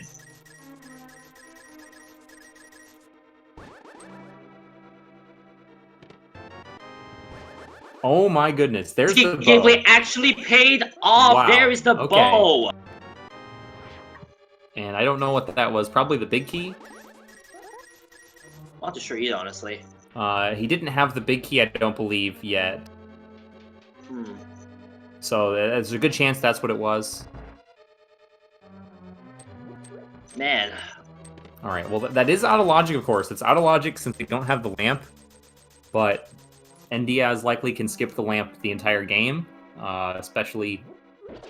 Oh, I think he's showing that. No way. Oh my goodness, he's actually going to Nightwalk that side. Yeah, this Dark Room's not the worst one. Unfortunately, the Kadangos in here still do a lot of damage, both from contact damage and fireballs. This is risky stuff from NDIAZ. Compass. Yeah, it's not the worst one, though, once you get used to it. You kind of have a mental map of the maze. do honestly. Like, I don't dare do it because I know I would get lost. Also on the right, Etium is just defeated blind. Yep, and it seems like nothing good here in Thieves Town. So Pen and Thieves not really paying out, unlike the Crystal Skull Woods that did pay out. Still not a problem to have done it.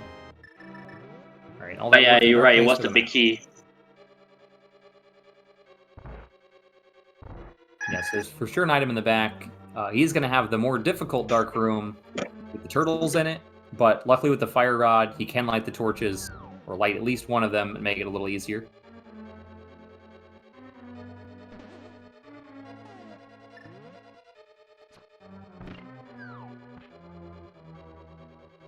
Yeah, that pod was certainly not bow locked, especially since the only rooms that are bow locked in this dungeon, which doesn't really matter at this point since he found it, are the dark maze, the harmless hellway, and then the boss and the right side at the beginning. So the U-shaped room was not bow locked due to the key layout in the front of the dungeon.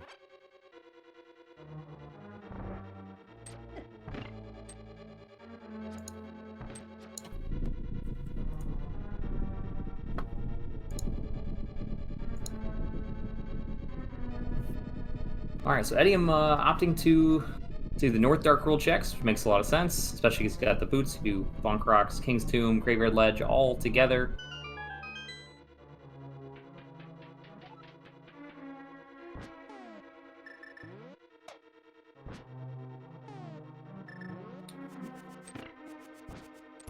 Nothing here. Graveyard Ledge.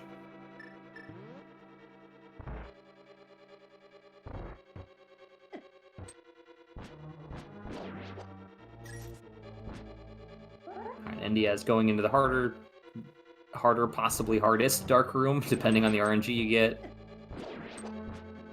You get some of the turtles, but as you can see, they're really hard to find. Luckily, with the stronger sword, with the butter sword, you can slash or poke them and still do a significant amount of damage.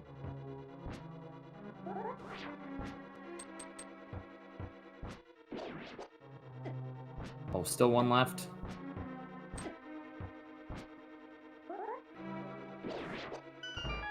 All right, there we go. Yeah, luckily the red mail does help with that. Oh, etium did not grab it. So etium did not do the aqueduct. He didn't do the snail clip and aqueduct to get the flippers. So he's going to opt to do a kern jump here to get to the east side of the river. Nicely done. Basically a little bit fancier setup to do the same principle of fake flippering that the runners showed off earlier. And he's going to go to Catfish and possibly take care of those Zora area checks as well.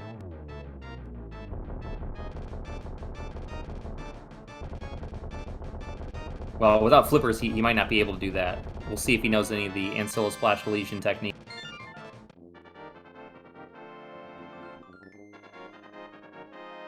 All right.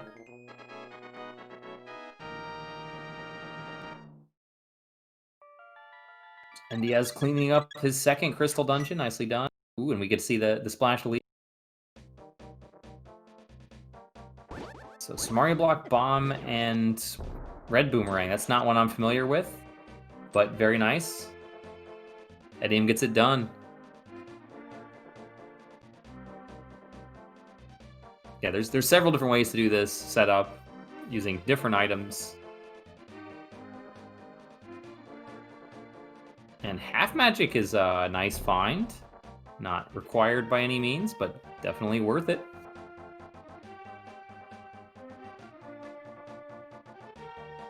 I imagine NDIAZ will be checking the Pyramid Ledge and then heading up to do these same checks that etium is doing.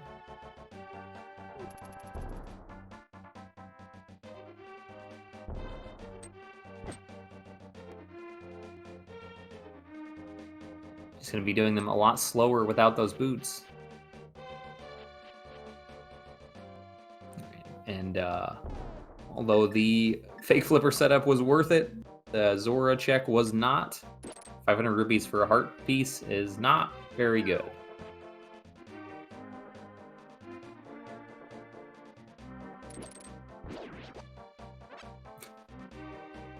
NDIAZ got a little overeager and hopped off early, looks like. Going back around, see what's on the pyramid ledge.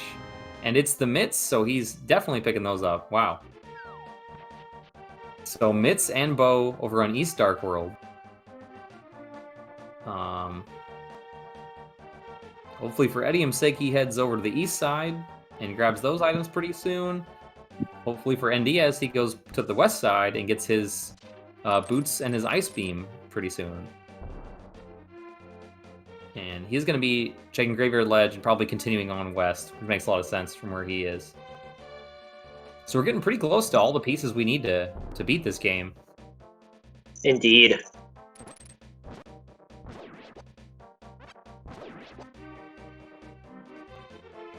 NDIAZ is actually skipping Graveyard Ledge. Interesting.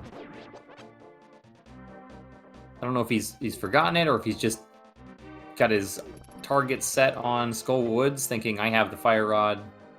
I need to go here right now and finish this dungeon. I mean, it's a one-on-one check, not usually worth it at times, but of course, still risky nonetheless. Every single item can count. Yeah, he might be considering, you know, I'll go back there once I get the boots, and luckily, he's going to find the boots very shortly.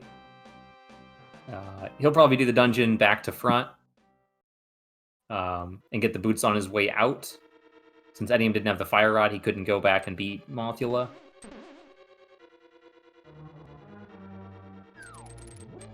Etium doing a nice Harapot just to get up to the big chest here a little bit faster.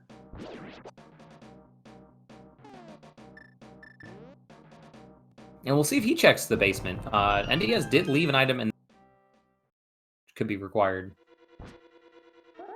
Actually, what all do we still need that's required? Is there...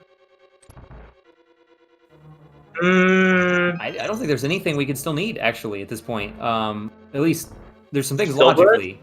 There's some things logically we need. But I would imagine both runners could get to...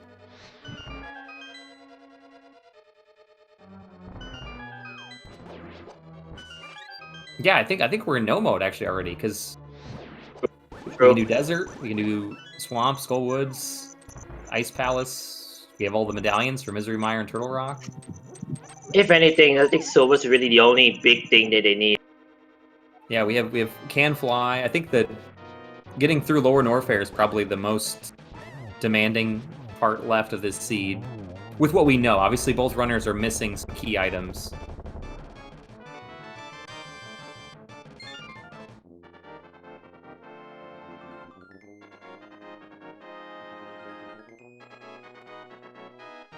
Well, actually, NDIAZ might not be missing anything. He might not need those. True, but it does slow him down a bit.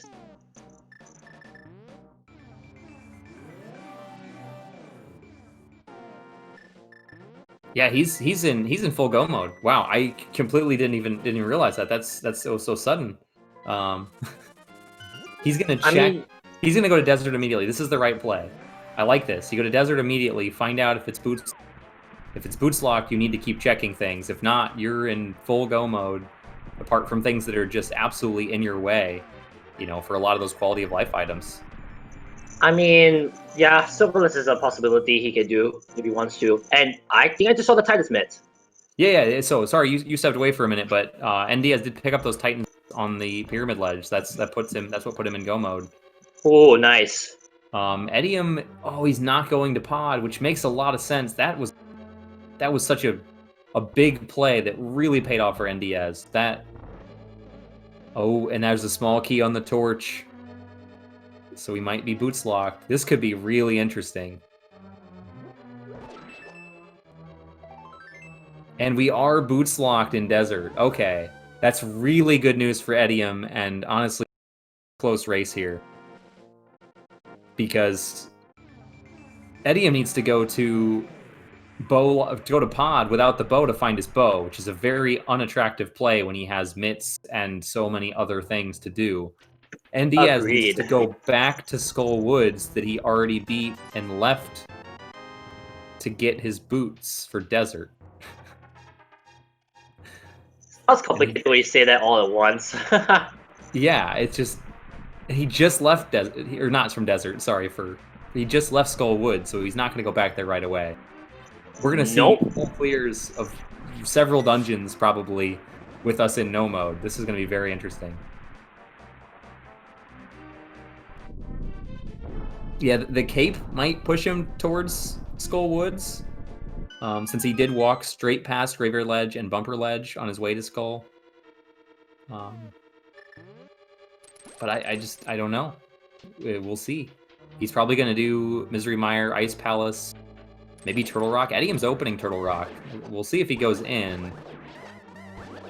I'm imagining he'll do the other Dark Death Mountain checks first, and then possibly go in, looking for that bow. But I would think he's skipping it for now.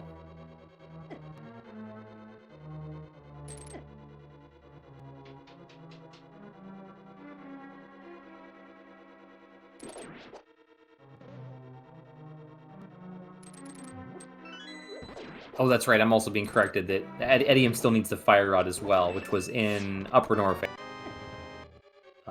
He needs that, and he needs the Flippers in Meridia. I'm not certain if he knows the Snail Clip. That could be also a really big factor here. If he isn't able to do that when he does go to Meridia, or if he puts off those checks, knowing that he's not able to do the Snail Clip. I'm not sure.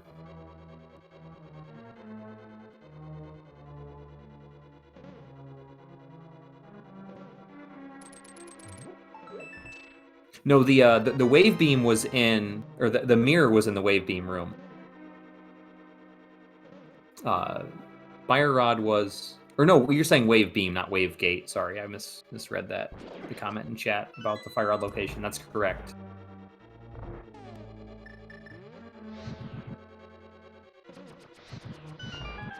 All right. Well, so the most interesting thing here, since we're already in no mode, is just seeing which dungeons these runners can clear, or which order they opt to do it, and also what other quality of life items they find along the way. They could factor in receiving some good movement items, in particular for Super Metroid, on their way to finding the Go Mode items that we know where they are. Could make a difference.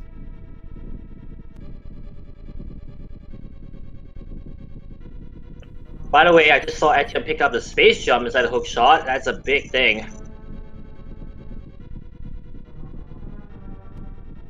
Oh, he did? He picked up the space jump? And the he speed was doing booster. Total Rock. Oh my goodness, that's big. Okay, that's really big. So we don't have to worry about the Snail Clip stopping Etium from anything. So he's getting all the movement items in Turtle Rock. One problem, he still doesn't have the barrier suit.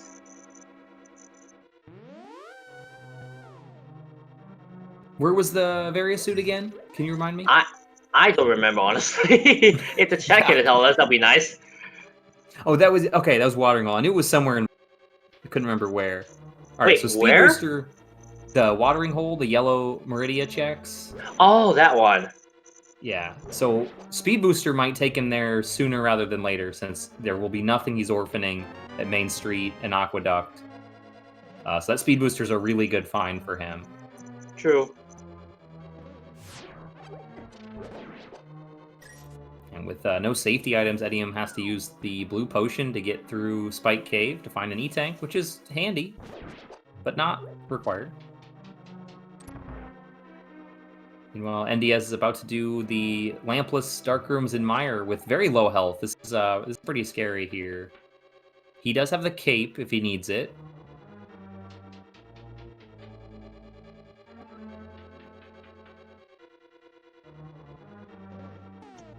Double K also has red mail, so it shouldn't be too bad either. Yeah, the dangerous part is these fireballs still do a full heart of damage though, and then in the oh boy, not the following room, but the one after, there's a spike that does a full heart of damage per hit as well. So there's a couple different setups for this one. Looks like he's got a setup just to find the switch. There's a setup that a lot of runners use where you can throw the block from the bottom of the screen from like a pretty calculated distance away from the wall, and it lands on the switch. He's gotta be very careful.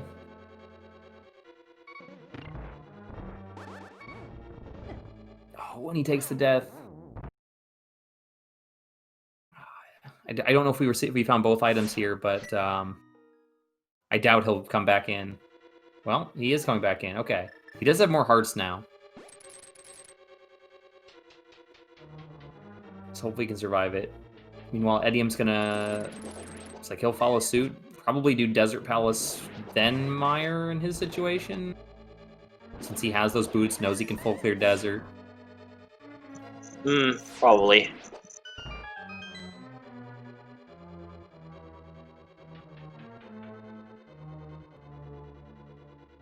Yeah, this is really intriguing because NDIAZ is closer to that go mode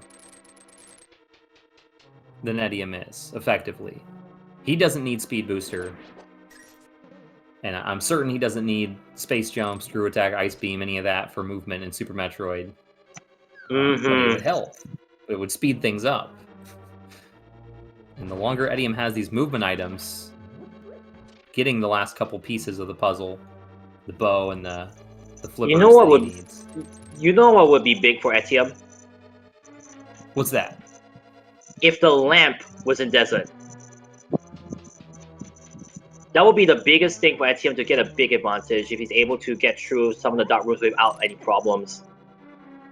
Because as you can see here, DS is still having slight trouble with the room here just to put the block. Yeah, I think I agree that would definitely be an advantage. And that would push him towards pod. So more than anything, I think that would be big because the logic would push him in the right direction, more so than the ability to perform in the dark rooms. Indeed. One thing that I've noticed, both these runners are doing a great job, but NDIAZ has shown a little bit stronger movement and just been a little more effective in Super Metroid, whereas And there's his second death. etium's been more effective in Link to the Past, as we can see. NDIAZ struggling with the dark rooms here. I think etium would have much less difficulty with that.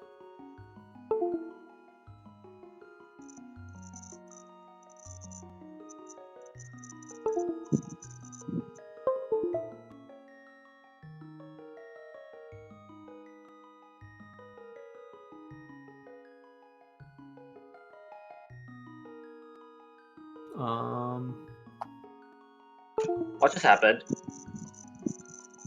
Some things right there, but we'll just. Yeah, I'm not sure what happened to DS, but so far etium still continue on. Does he? Yes, he does. He's going to rescue the. Yeah, there's some technical difficulties I'm seeing in the race chat.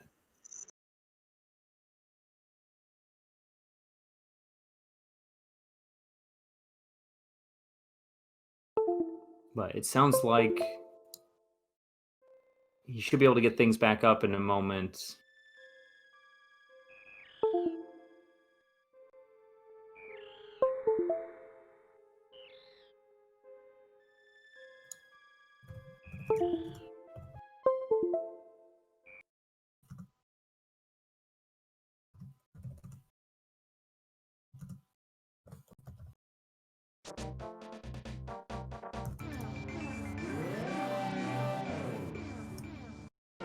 All right. Well, in the meantime, while he's getting that squared away, we'll at least get to follow along what etium's doing. So that's interesting. Another heart piece.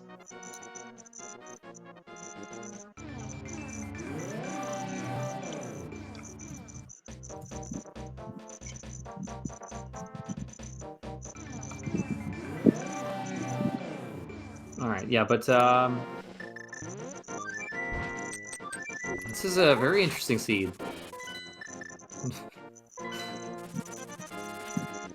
Sure what you have in the DS, but meanwhile, we're just gonna check what the chest has.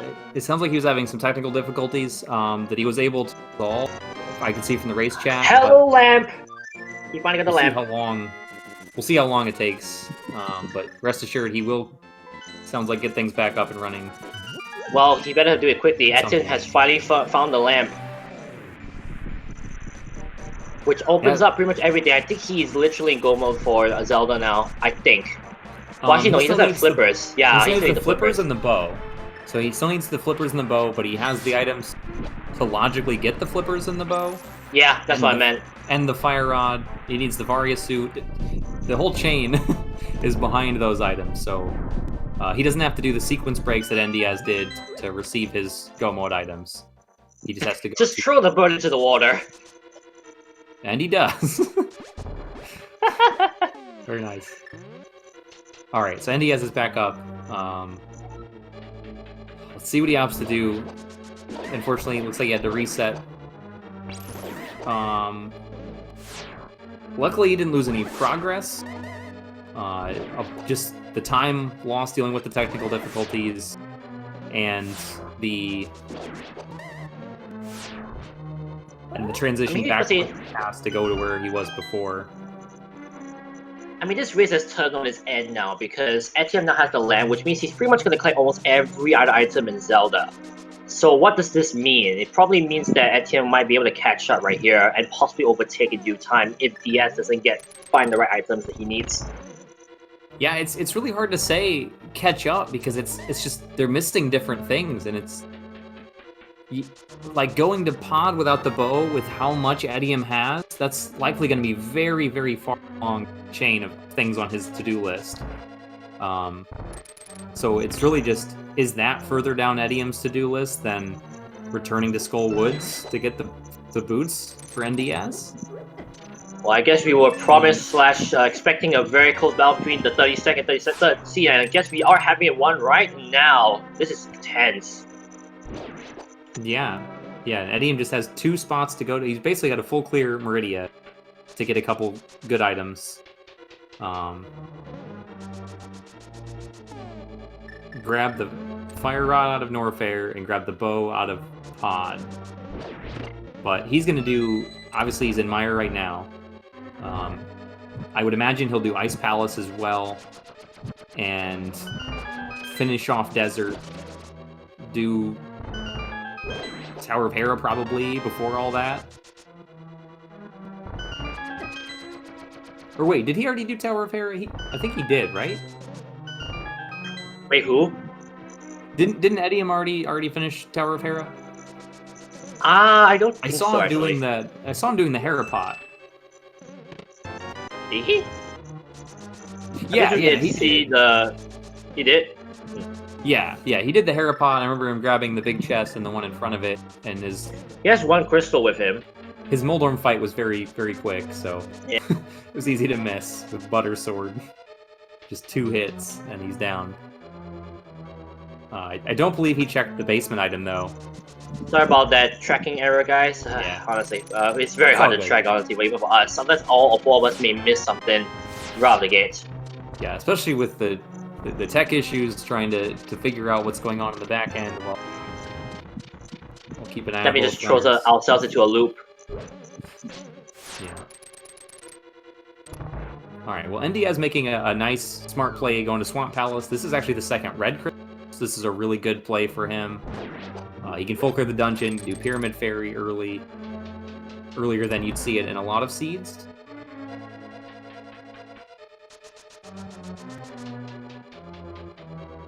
Or he actually might opt to head straight over to to Ice after this as well. But yeah, as you mentioned earlier, Etium is having a much easier time here with the lamp. He's dark. So that's definitely a big advantage.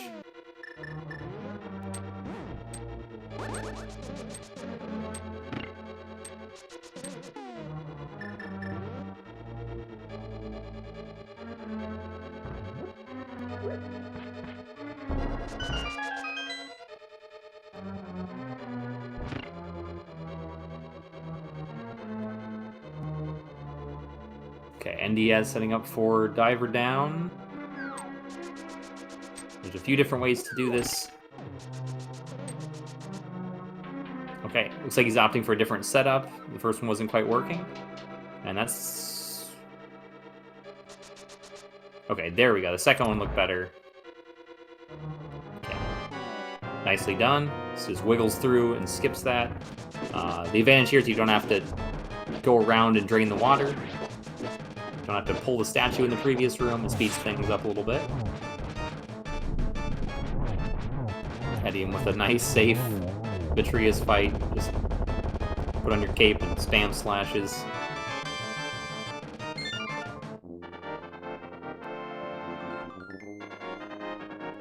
Oh, the good news for NDIAZ, though, I didn't know if we'd see items in Mire, but we did. Neither of them were anything valuable, but he knows that there's not an item on Vitreous, so that won't be a priority to go back to. So likely he'll be able to go back there later once he has the boots and maybe silver arrows and the lamp to make it a breeze.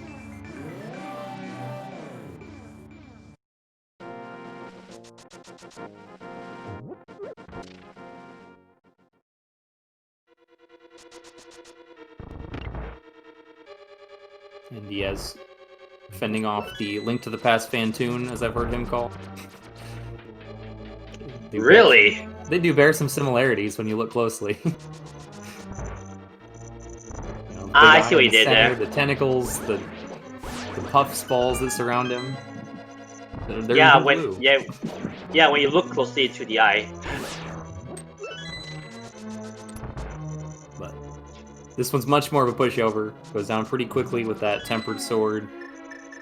Just getting the super pack, which depending on the beams that they find as the run goes on, supers could be valuable still, but not really that important. I like this play by NDIAZ of skipping the left side swamp,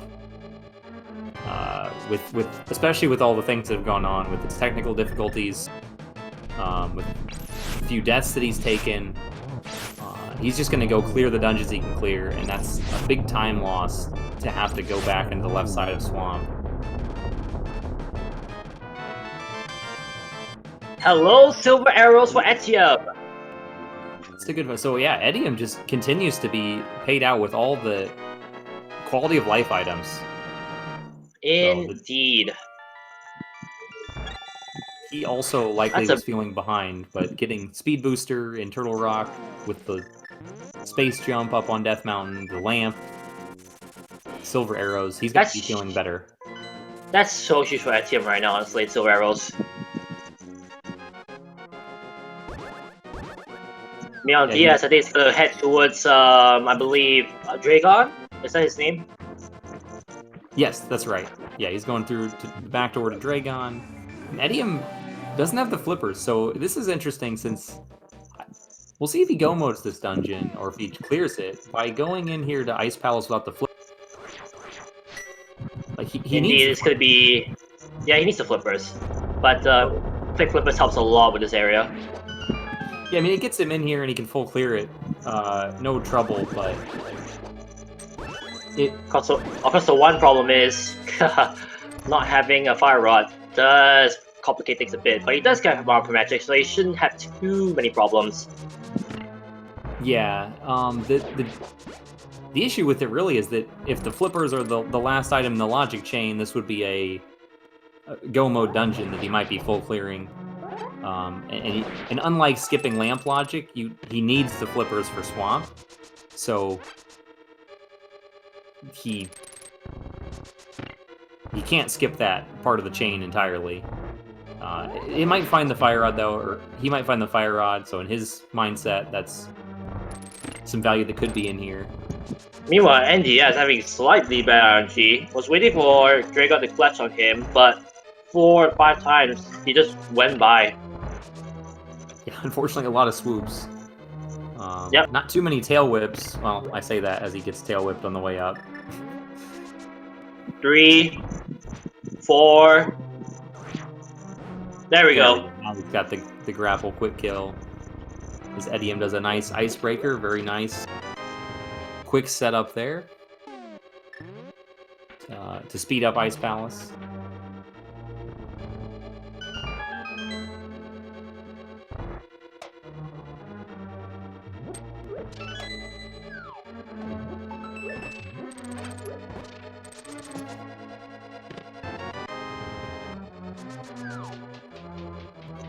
Oh man, my friend told me about a story where like he was about to head to Dragon. He said, "Oh great, now I'm gonna get the validation rupee." His friend got it instead. And the scream was hilarious.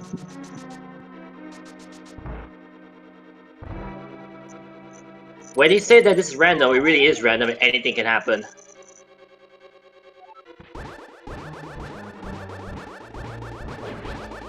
Yeah, definitely. And etium getting...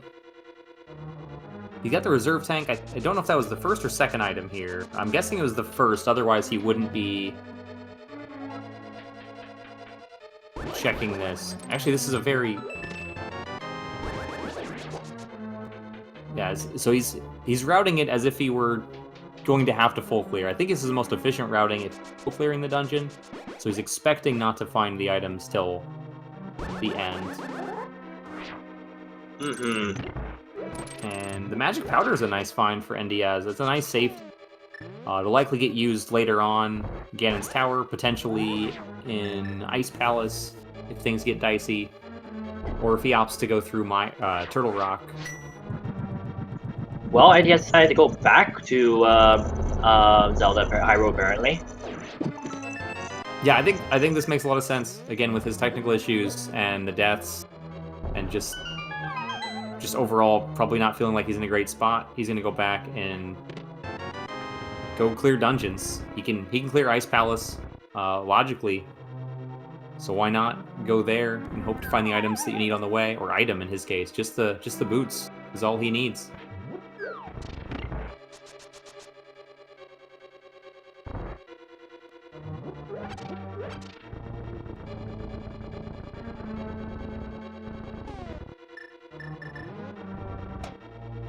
Or he's not going to Ice Palace, he's going to Lower Norfair.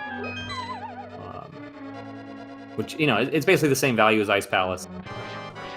It's effectively like a dungeon. There's a boss there you need to beat no matter what.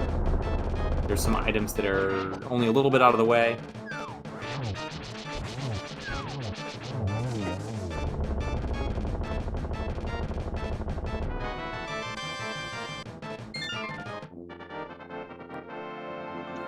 And we see that top is missiles.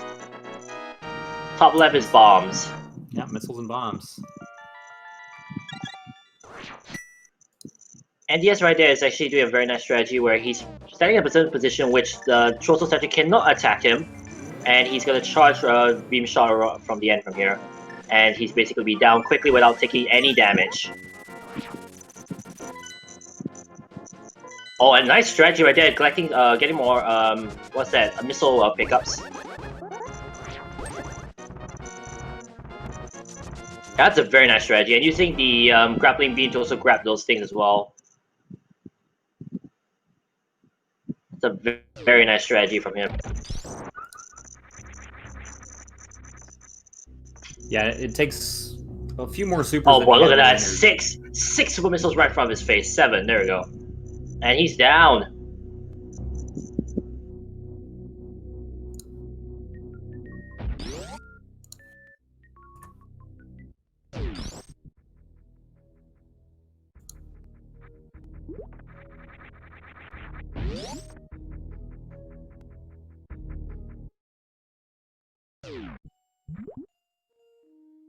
Alright, so etium making the play that we know he needs to make, or one of the plays. He's still, again, missing a few items that NDIAZ has. He's going to grab some good value here in Meridia. He's already done Mana Turtle, so he doesn't need to go there. But he's going to go up to get his Varia suit from Watering Hole.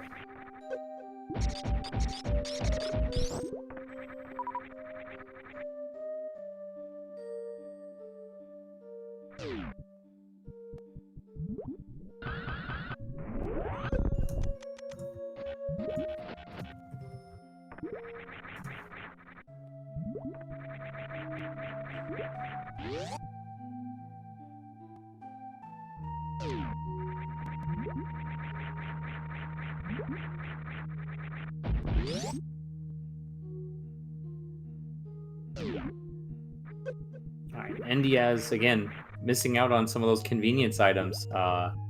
Has to do the pillars with power bombs. He can't do fast pillars using speed booster, since he doesn't have that.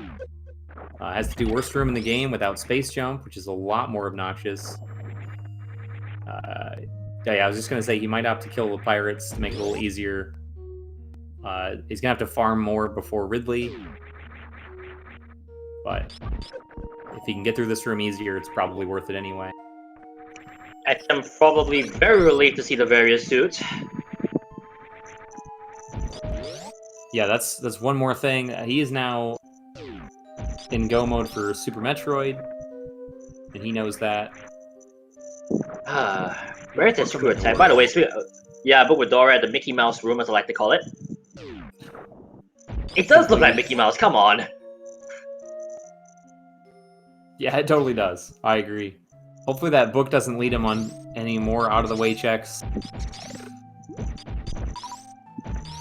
I'll be honest, I thought you were about to make a Mickey Mouse reference, but never mind.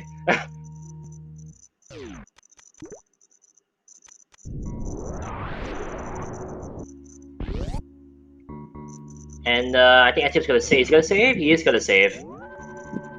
Good choice, honestly, considering that he just found the various two. He does not want to lose that, considering it's such a out-of-the-way location for the various suit to be in. Yeah, well, he's not likely worried about dying, just Safety the blanket. sand pits to reset out. He is getting his flippers though, which he definitely needs for Swamp. The only thing left he needs to find, honestly, in Zelda Go mode is the bow and the fire rod. Yep, that's right. They're definitely not necessarily close together. Nope. And it could be a while till he gets to one or both of them. Although I think I can see Etienne's routing maybe a bit. He's possibly maybe saving that last part of Norfair for after he finishes Lower Norfair. I might be completely incorrect later on, but that could be a nice routing he could have done. Well, he did just grab his Varia suit, so he hasn't really had a chance to. Ooh, in the plasma beam. Plasma that beam deep in. That deep in. That is so... Oh. Don't really feel any shame for picking that up, though. No, not at all. That's gonna make fighting Ridley slightly easier.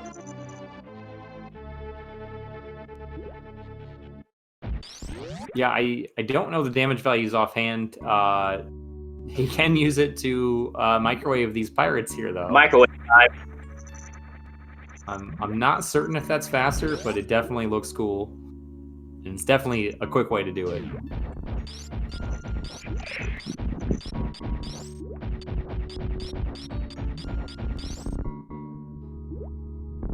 Alright, so etium is going to continue on through here. I was going to say, this fighting the flippers...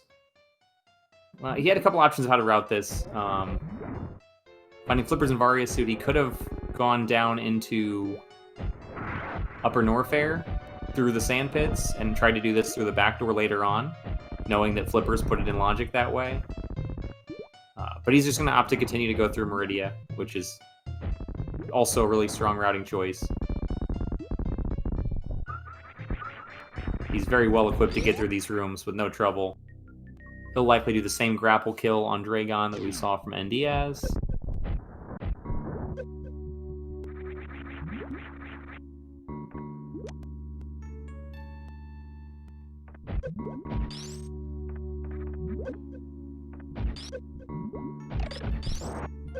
Yeah, and without Ice and Wave, looks like NDIAZ is still going to rely mostly on Super to kill Ridley. Nope, maybe not. Maybe he was just farming for the health. Oh, there we go. Switching to supers. Yeah, okay. So he'll do the bulk of the damage here with super missiles, and then some charge shots to finish off at the end.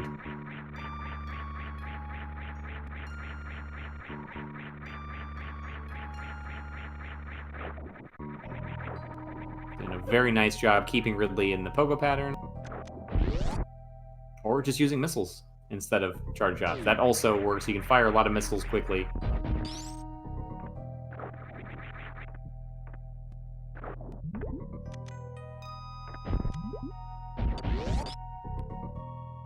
Very nice Ridley fight.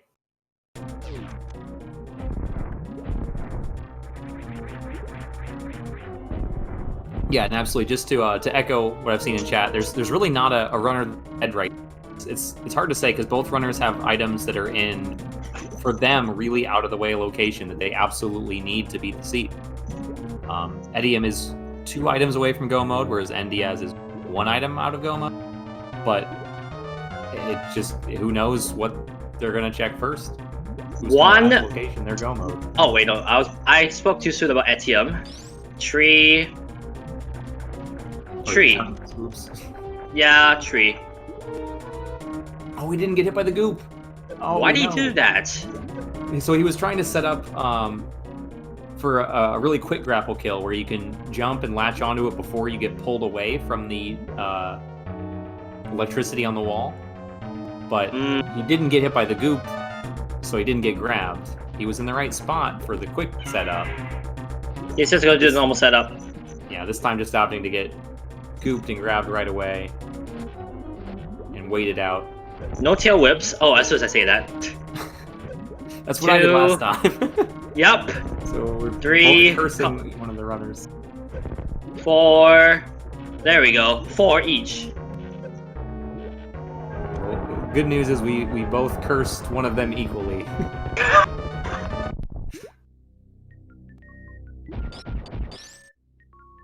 By the way, someone asked why you call it the plasma beam of shame. Oh, because that's just the name for that location in the speedrun is the power bombs of shame, because it means you've failed the fast pillars and you had to use power bombs and picked up another pack. You shorted yourself. Okay. So plasma beam was there instead of the power bomb, so I called it the plasma beam of shame. Do you think etium will check plasma beam room? I'm not sure. There's a couple of different ways he could run. He might be feeling behind and wants to skip those long out of the way checks, or maybe you could think the exact opposite, that, you know, I've got to check something out of the way to get an advantage back. But I think he only checked one of the sand pits either way. I don't recall him, or did he check the sand pits at all? He might not have checked them at all. I think he checked at least one. I'm not too sure about both, though. Yeah, either way, looks like he's going back down to Aqueduct, and he can go down through a sand pit and then up. Apparently, a very explosive Sorry about that. No, you're good. Go ahead. No, I was just saying, very explosive low warfare for right here. A lot of bombs around here. Yeah, a lot of bombs. Unfortunately, not really a need for those at this point in time. Oh, never mind. I see it is going for the second pit. So I guess that answers your question.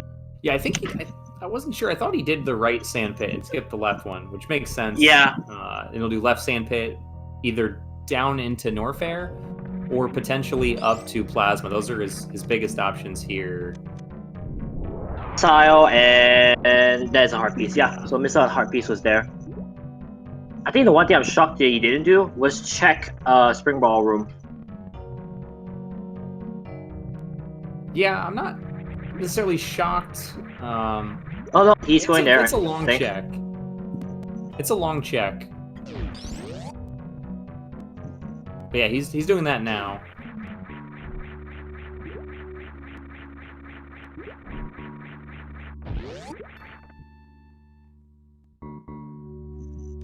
Yeah, if he's checking this, he'll most likely come back to Plasma Beam. Hang out with our friend Buzzsaw Manpants. Don't ask me why. Just ask the runaway guys about that. Oh, he falls down.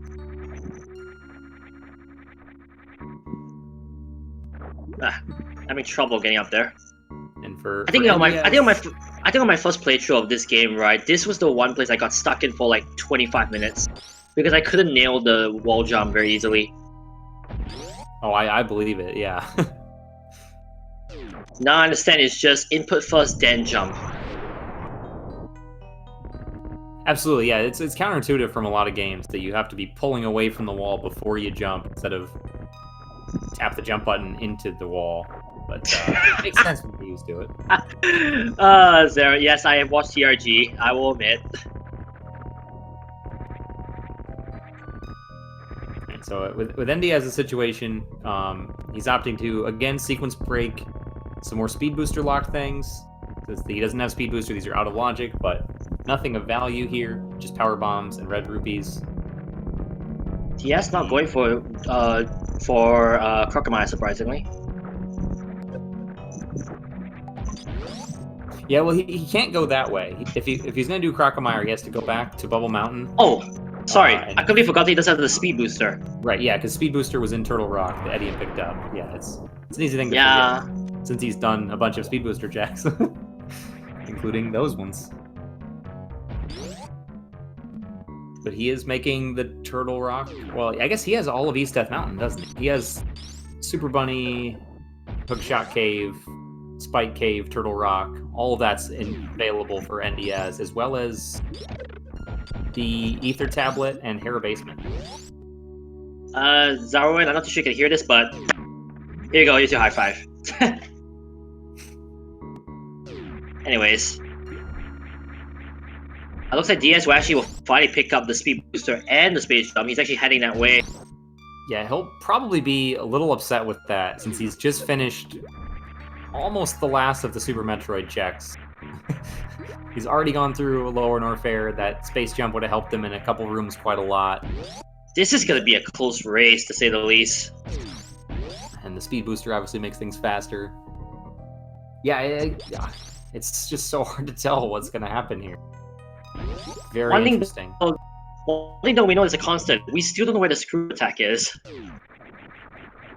Yeah, good point. That could be anywhere we haven't seen. There's no logic that particularly locks that item. Oh, if etium heads, please, etium, please tell me you're heading to Upper Norfair to check the rest of the items, please.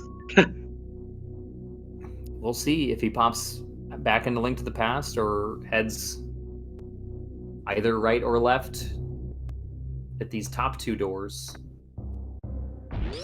He is going back to Link to the Past. That's a little unfortunate. He does have all of Swamp Palace, though, so it makes sense. If he's going to Swamp Palace right now, that's probably his most dense location. It's a crystal.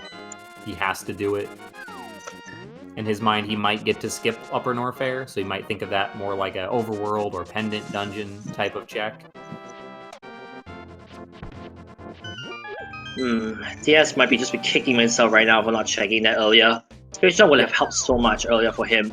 Yeah, just to confirm in chat, NDIAZ was in potential go mode. He had everything he needed except for maybe boots if Desert was boots locked. So he went, cleared out Crystal Skull Woods, or just the boss, and then fluted to Desert, found out it's boots locked. So there are still 2 items in Skullwood, so he might go back there a little earlier knowing that there's 2. But oh no, this is GDQX all over again. And yes, I still remember the infamous boots that incident that happened that day. And it was Andy that time. Now it's NDIAZ. Yeah, a lot of similarities. I mean, luckily, NDIAZ is getting some value now.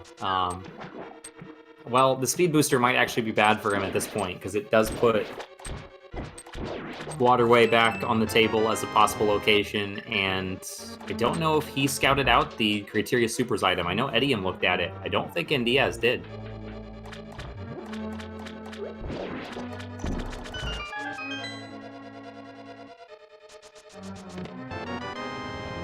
Hello, X-ray scope for etium. Alright, yeah, again, etium getting his X-ray scope past the point of its usefulness. Can't use it on Fantoon or Dragon if they're already dead. He can use it on, wait, hang on a second, let me think about this. He has the Plus V coming out, so he technically can use those on the Pirates and Ridley. Well, the X-ray doesn't actually help him on Ridley. Oh, it doesn't. Will. But you can't. Yeah, you can't microwave Ridley. The beam like stops when it hits him because you're kind of expected to have plasma for that fight. So it's programmed. Okay. But at least the Space Monkey C can microwave. Yeah, he can. If he opts to do that, he does have a few other options, but we'll see what he chooses to do. That was a slight mistake by NDS. But he does get the chest, and boom, there it is. Yep, there's a speed booster, and kind of unfortunately for him, he's got the fire rod. So he was able to pick up the extra small key and the big key on the right side, so he's going to be able to continue through this dungeon. Whereas etium had to leave and will very likely not come back. I think it's a big reminder though, this Total Raw is a pendant dungeon. Yeah, green pendant at that. So not of lower significance, but still of significance. I mean, there's not a lot that could be in here, though, really behind any checks that's helpful, except for Wave Beam. Actually, yeah, Wave Beam is required still, logically. I forgot all about that. Our mirror is behind Wave Beam, so that can't be in Swamp Palace for sure, on the left side, where we see etium doing a different diver down setup. Having some trouble with the enemies and the fire snake. If you can get this one quickly, it's really handy. Sometimes the enemies just get in the way. But speaking of such, yeah, it's a little counterintuitive, but you can slash those enemies when they get in your way. Like, you want to try to like not move to mess up the setup, but slash does not interfere. Either way, now that they're dead, he's fine. He gets through it. A little time. There we go. But yeah, this is definitely a risk-reward setup. If you can get it quickly, it saves a lot, but bad RNG can necessarily make it slower.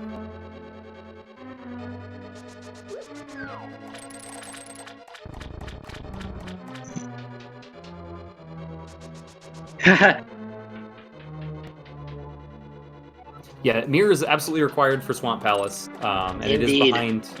And it is a crystal dungeon, which is behind Wave Beam. We've already seen the rest of Swamp from NDIAZ, nothing of value. He did opt to skip the left side, which has the big key. Convenient. So now we can see what's in the big chest, and just a piece of heart.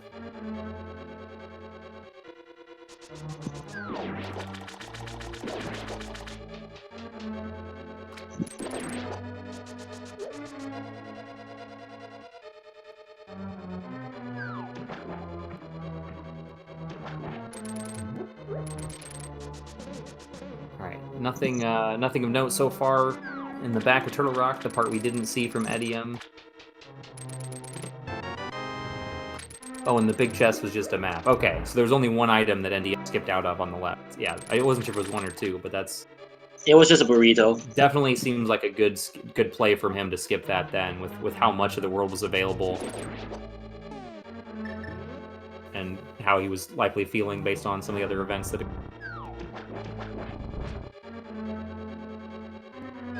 Oh man, one thing that always throws me off, the fact that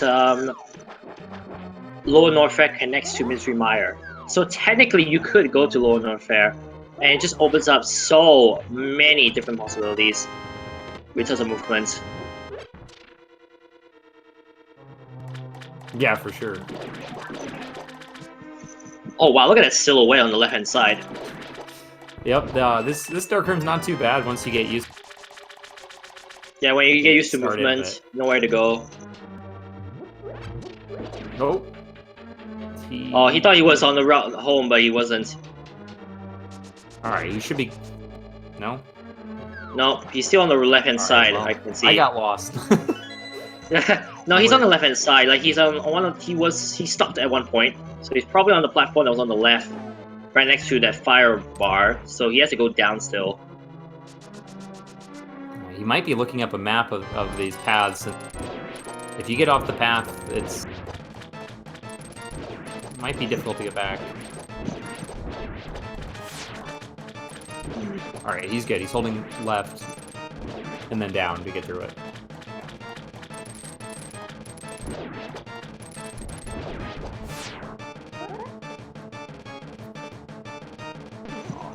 Etium with the empty cycle from Argus. That's always a little bit of a feels bad moment. Yep. Where you just miss the timing to avoid the cycle where he's spinning around and sending those puffs out at you. So you just have to wait and do nothing. And yes, purposely going to the end so they can pretty much make a save point to an extent. in Total Rock. Because here's the thing: if you die at any point, he has to get teleported all the way back to that big chest. So it's a smart thing for him to actually to open up that pathway over the door over there. Yep, you're absolutely right. It's a good safety play, especially with how low on magic he is. He does have Low on health he also hits in. Don't do a ton of damage, but they do enough that getting hit a couple times will kill him just like that. But plus, it's a side strategy because now he can get back up to 6 to 7 hearts. True, with the powder, that's still a little bit slower, but you know, it's not as much of a problem. And he technically doesn't have to worry too much about magic because at the end there is a full magic pickup guarantee for him. Yep, full magic and then a free heart before the final platform to the boss. Let's see if etium can get this bomb dupe. This is always a fun strat. And I think he... Oh, no, he did get it. Okay. I thought he might have been just a little too late. Sometimes if you hear the explosion, it's too late, but that might have been a high Nox bomb. Do you know what I'm expecting here? What's that? Do you know what I'm expecting from that bomb room? Screw attack. No, not at all. Not anything useful there. Where is that screw attack? Huh. Yeah, it could still really be in GT. Could still be in... what else do we have available? Nice, Diaz. I managed to pull off that strat only once, switching to the other rod as soon as you're about to kill one side of the head. Oh, he's awful close to that shell. I mean, he has 4 hearts. He shouldn't be that bad. Plus, he has red armor, so he can still take a few hits. Yeah, it's just more... It makes it more difficult to time the spin because you have to release it right away as soon as he starts moving instead of having a little bit of time to react. But etium checking makes back. it through, no problem. Roulette says... Hey, Wave beam! Hey, now the mirror's in logic. Mirror finally is in logic. All right. So the logic expected you to get the powder off of Batwoon after... So speed was required to get through Batwoon. I agree. 2.5 hours in and we're finally in logic. Yeah, so speed was required through Turtle Rock to get to Batwoon, to get the powder, to go get your wave beam, to get your mirror. Oh yeah, now it's Space Drum also. etium finally able to check the items on the top right without needing to worry about bomb jumps. Yeah, this is one of those things. He's going to be relieved to find nothing, knowing that it was so early and he just was struggling with that one setup for the bomb jump. Plus part bomb capacity, ignores it. One surprise for etium is the fact he's not going back to Norfair.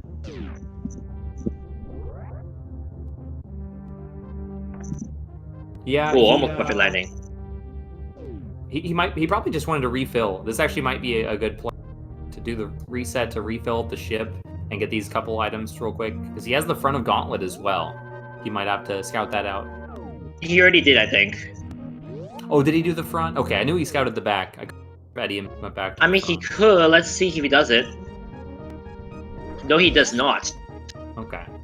I mean, and honestly, as we already know, that's a good gamble, but let's see if in due time he succumbs to it or not. Oh, Diaz! Oh! No, he doesn't get the cape on in time. Yeah, I saw that. I noticed that he accidentally clicked the hook shot. Yeah, so the issue there is the cape has a delay built in with it. That when you equip it, when you go into your menu and get your cape ready, there's a certain amount of time before you're able to put it on. The blue cane doesn't have that same cooldown, so if you're going to use cape, you have to equip it like a second or two early. I don't know what the time is exactly, but he was likely spamming the button and it just didn't work in time, and he took the death. It's really unfortunate, but I mean, luckily there's nothing there.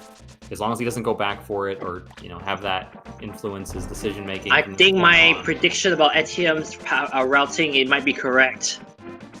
Yep, he's going to lower Norfair. Yeah. Most likely, once he finishes, he will go back to upper Norfair and pick up the rest of the items he did not pick up. Yep, and he's got a lot more supers than NDIAZ had, so he's going to be in better shape there. He's also got I think 1 or 2 more E-tanks. Gonna check the items at the top. So he should be a little safer. He's going to have speed booster to be able to get the fast pillars. Finds out there's missiles. Oh, he's just gonna skip away. Oh, that's why he's safe then. Okay. Yeah, that's not a bad play at all. Yeah, that's not a bad play at all. It's pretty comparable in time, fighting Gold Chorizo with super missiles or just resetting. If he wants to save all of his supers, which he does since he doesn't have plasma yet. Unfortunately, he was gonna get plasma soon. Oh, he does. He is checking Gauntlet. Okay. So he already knows the back 2 items. So once he finds the front item, he probably is gonna reset as well. That if he wants to realize it's not that useful. Yeah, I agree. Oh, gets pulled in, but not saying there's anything bad. Look at that lack of damage. Yeah, luckily he's got both suits, so he's fine there.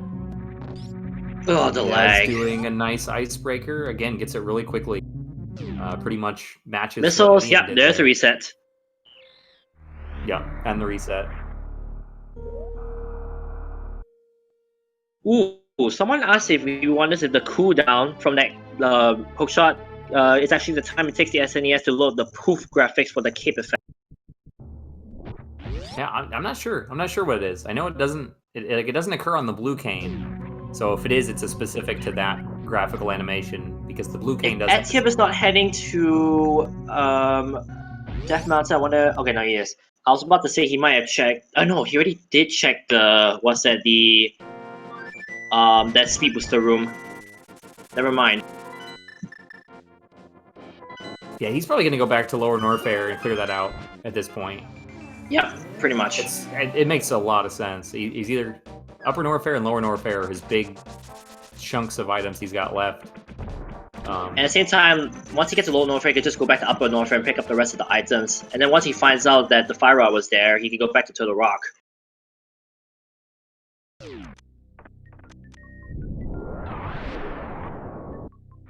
So pick up the energy tank because technically he saved before he picked it up.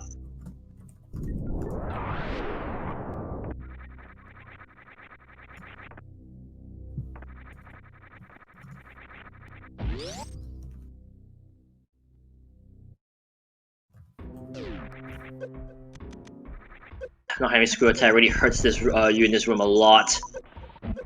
Granted, you do have the both suits, but the damage still is done.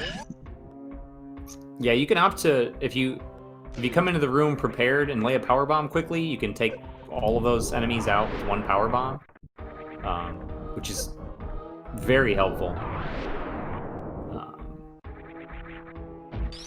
But he's got plenty of supers, so using a couple supers, pretty good option. Oh, there he is. Yeah, a little acid damage is no big deal. No big deal at all. The pirate damage, on the other hand, is a little bit more.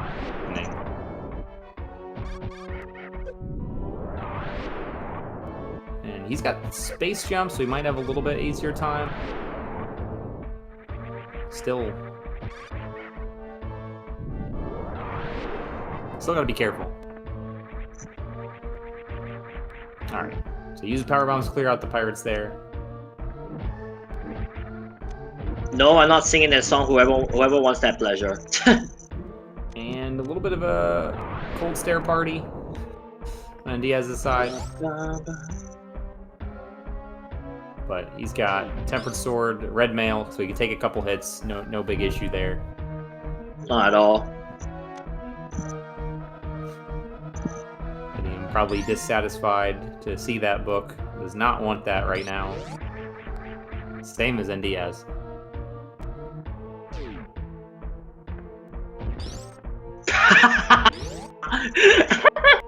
Sorry, I'm just looking at chat. Like someone knew what I was talking about.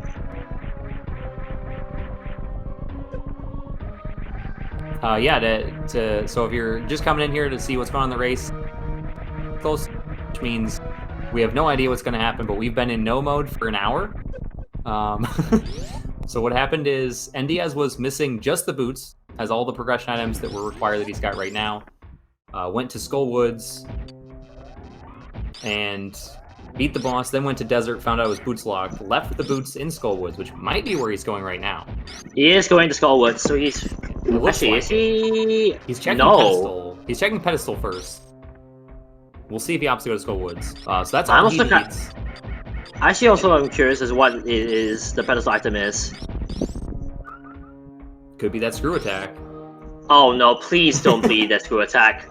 That would be the worst thing ever. I mean, at this point, we're almost done with needing it. Increase so. arrow, something like that. Okay, arrow capacity, yeah.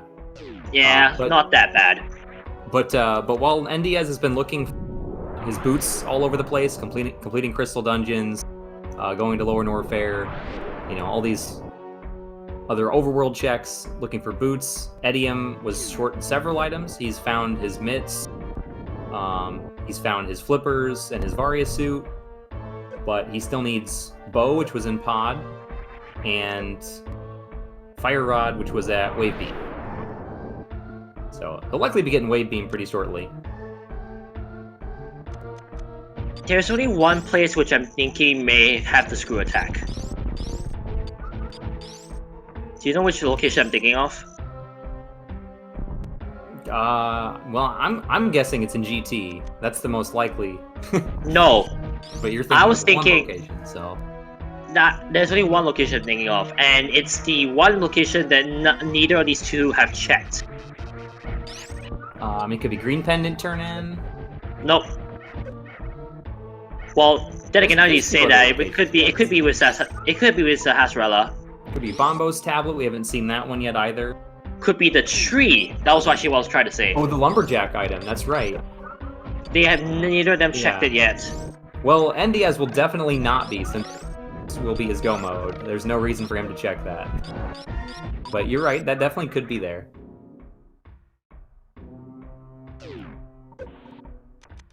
Yeah, Etium putting all these beams he has to use. He's a little bit more well-equipped for this Lower Norfair play. The full beam combo, he can take care of the enemies in his way a little bit easier. Not only that, but he's well into having enough super missiles as well, so he only needs to just grind for energy at this point. Oh yeah, he's refilling his energy just to make sure things... but he could use either 30 supers or 20 charge shots or some combination of the two to take care of Ridley. Then we're gonna estimate 1 or 2 reserve tanks, so he's probably about 900 energy to defeat Ridley with 65 super missiles. And of course, the plasma charge beam, wave beam.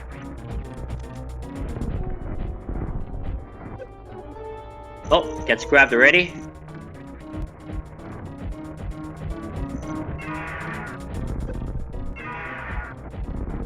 Is there certain parts of Ridley which do more damage, or is it just every part of body, no matter where you attack, it does the same damage?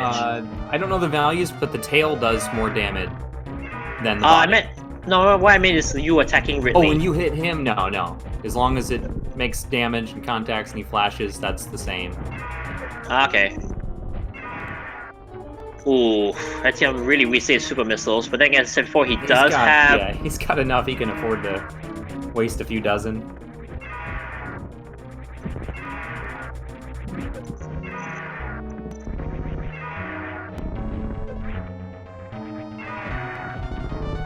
Man, really is refusing to drop down, actually, I'm noticing. I think he's done... There we go. I was gonna say, he's done way more damage than he needs to. Just either wasn't counting or just opting to play it safe on the off chance that he had miscounted or something went wrong trying to get grabbed, and just finished off Ridley with enough extra supers. Yeah, that's one thing that's surprisingly difficult is counting during fights in both of these games, actually. You know, trying to count to 12 when you're doing Silverless Ganon, trying to count to 30 in a Ridley fight, while also playing the game.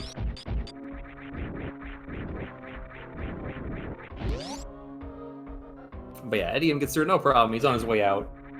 NDIAZ unfortunately going to find a lot of nothing in town. We already saw all these earlier. And then Etium will get a lot of nothing on his way up until he gets that fire rod. That's gonna If be. you're wondering about DS's movement, technically Thieves Town has more items available than Thieves Town. Sorry, than the Skullwoods, which is why he went to Thieves Town first. So strategy-wise, it's okay, but of course, as we know, that's not the right strategy. Yeah, it definitely makes sense logically, especially knowing that he went to Skullwoods and left it. Like that's got to be a factor as well. If he hadn't already been in there, he obviously would have went and full cleared it on his initial visit and had the boots. Honestly, yeah, if he had just scouted out desert before doing Skullwoods instead of after, he'd be so far ahead it wouldn't be a race. But you know, both runners have made decisions, and you could say that about any one decision. You know, if they made one other check or done one thing different, things Could this really come down? Oh my goodness, I'm gonna. I mean, here's the thing. If it comes down to Etium winning by, I don't know, 20 seconds, 1 minute or less, it's because of the delay that DS experienced that he won, technically. Yeah, that's a good point as well. But we still have a lot of things up in the air, so. For those who just joined, DS had a slight issue with his, I think it's emulator of some sort. So his gameplay was delayed by a minute, whilst ATM was still continuing with his gameplay.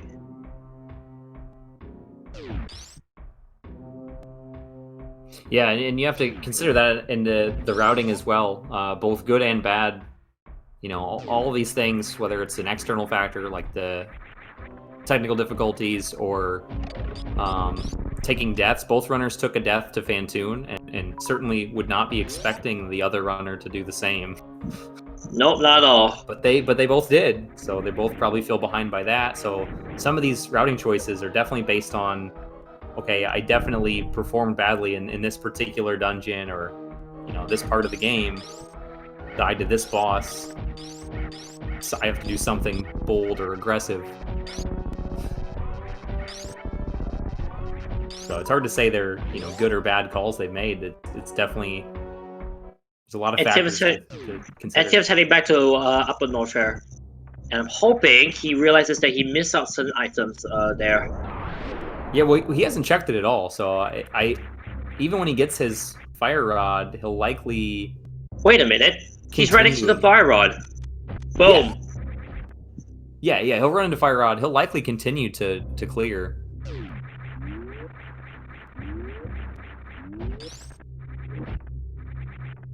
So the final question really is, where in the world is that screw attack?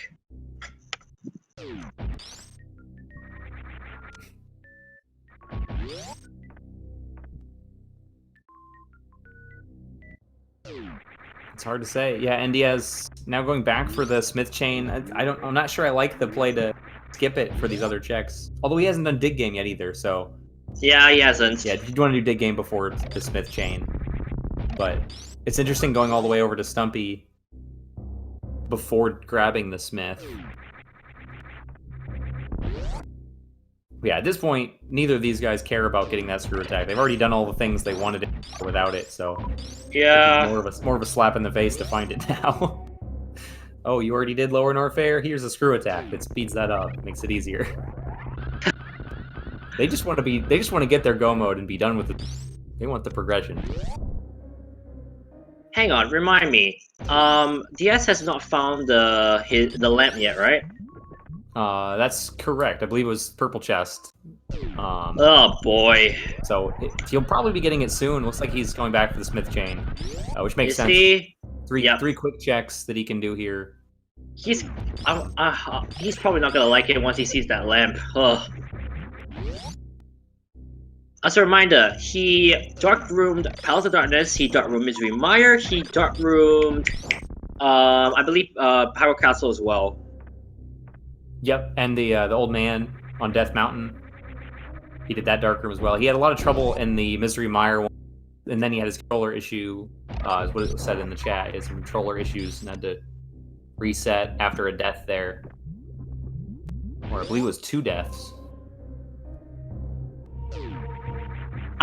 But no, he didn't miscount Skullwood. So To confirm in chat for those that are just joining, he was in go mode minus the boots. He didn't know if desert was boots locked, so he was on his way to Skull Woods. Probably had the idea to think and check that afterwards. So he beat Mothula, knowing he didn't have any items out of Skull Woods. Went to desert, immediately found out he was boots locked.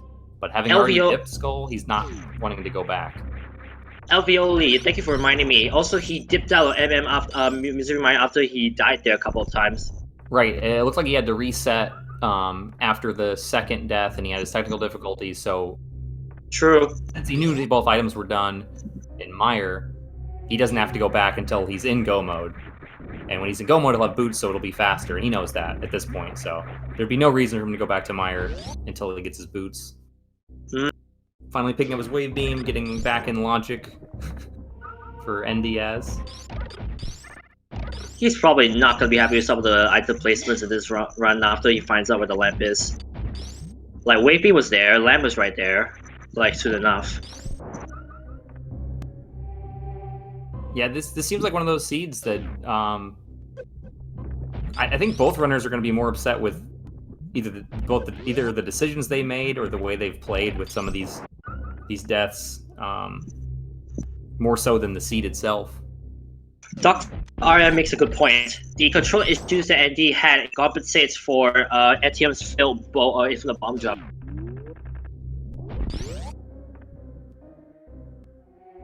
Yeah, I mean it's not something you can compare. They're very different circumstances, but both runners have definitely had some issues to deal with during this seed. And as expected, etium is clearing out the rest of Upper Norfair instead of taking that bow, instead of taking that fire rod. He knows that he's got both items out of Skull Woods, so he can go back to that in go mode. Probably doesn't want to go back to Turtle Rock. No.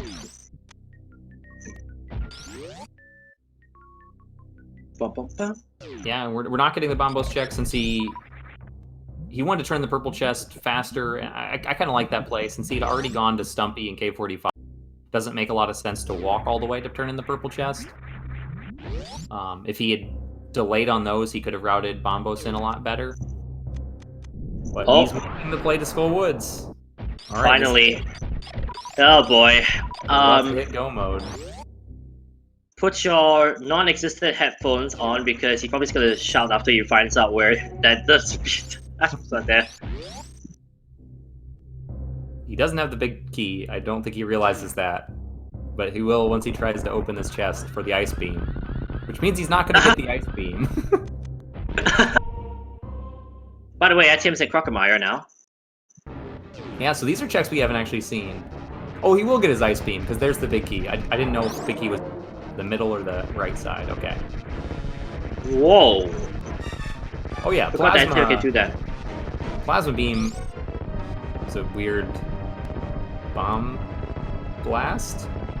Yeah, he needs to mirror and reset this. Oh, that berry dropped a fairy, didn't he?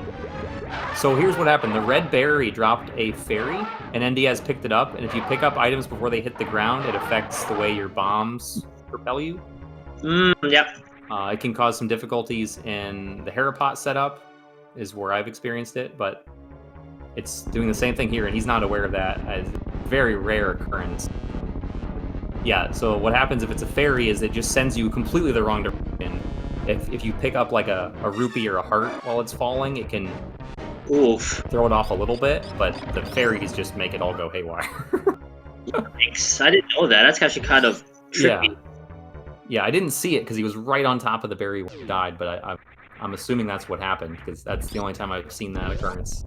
Meanwhile, pay attention to etium's screen. He might find some things that we didn't expect. 10 arrows for the start.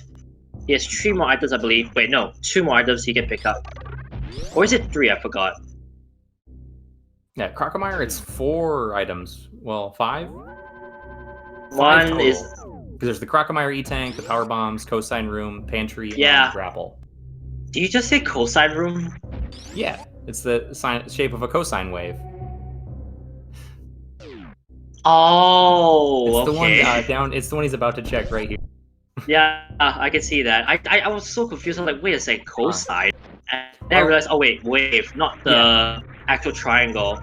So not to bury the lead, but NDIAZ did pick up his boots Did skip his ice beam though, due to the bomb jump troubles that he was having, which is kind of fun. So he's not gonna have ice beam, but at least he's got his boots. He's officially in go mode, and he did get that lamp as well, so he's not gonna have any trouble going through the back of Misery Mire.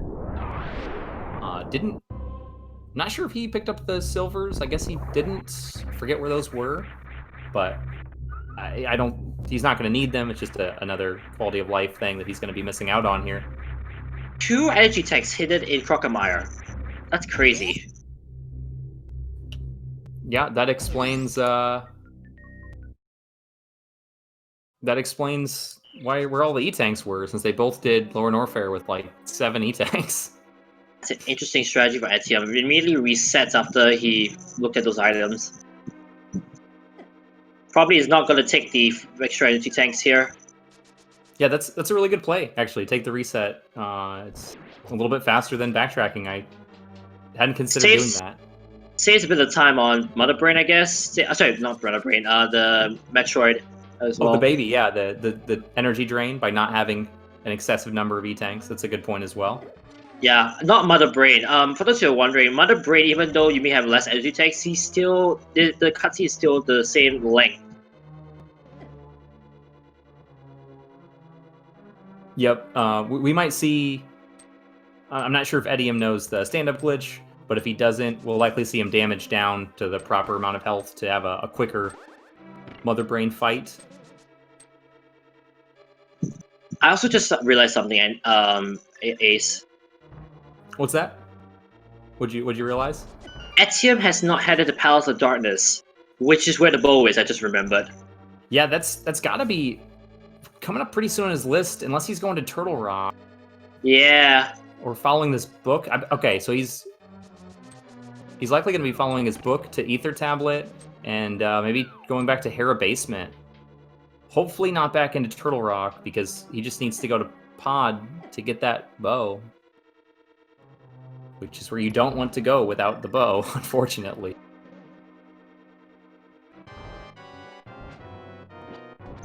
Oh, it's just, Yeah, he's already dipped into Turtle Rock, so No, I'm saying that this might be a close race. Yeah, the biggest difficulty is that the bow was in the back of Pod, so even when etium goes there, it's going to be several chests he's going to have to check on the way to it. That's the biggest problem. Also, NDIAZ is going to take another Butcher's done. Yep, nicely done. Again, simple fight, just like etium did. Cape up and slash and get him done nice and easy.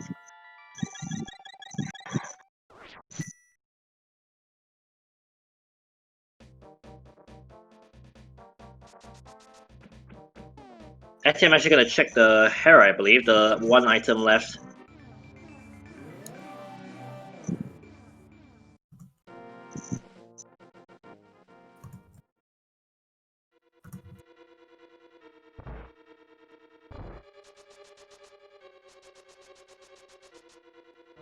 Alright, yeah, and NDIAZ does have, since he was able to clear all the other dungeons he needed looking for the boot, he's also in a good shape of not having to do a lot now that he's in go mode, which is very fortunate. Just finishing off Mire that he knew was empty, finishing off Desert, which is a very quick dungeon, especially when you get to it from the backside, with boots and fire rod.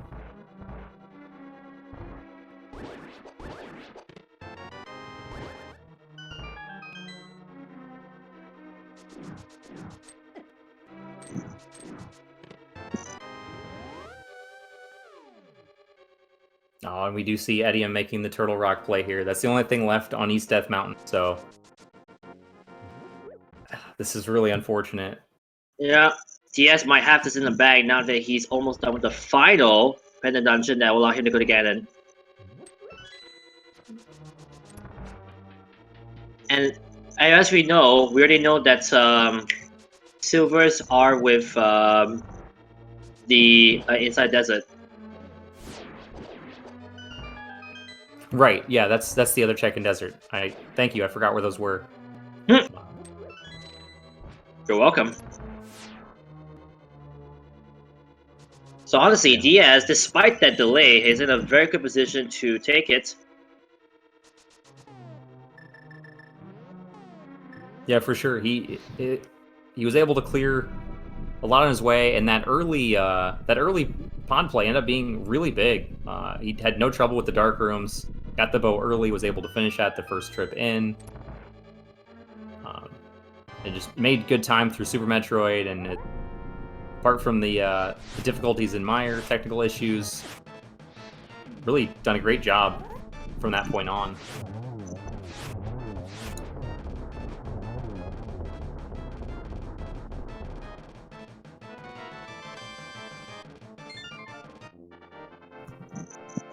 Diaz probably relieved to see those silver arrows.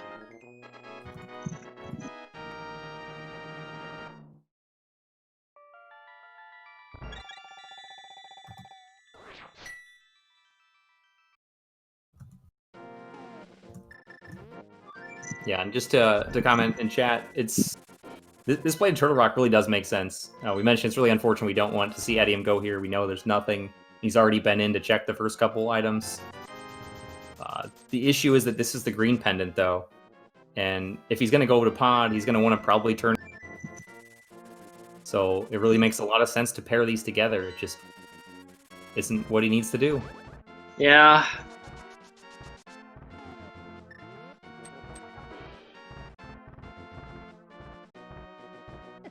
Oh, a little bit of trouble from the dead rocks, but nice. They actually move out of his way after the first little bump, so NDIAZ can get through. It's like a repellent all of a sudden. Magic repellent.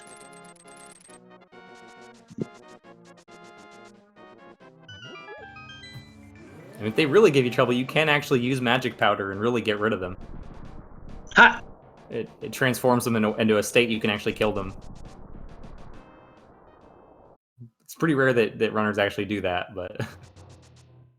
I mean, they are considered the most annoying enemies in the game.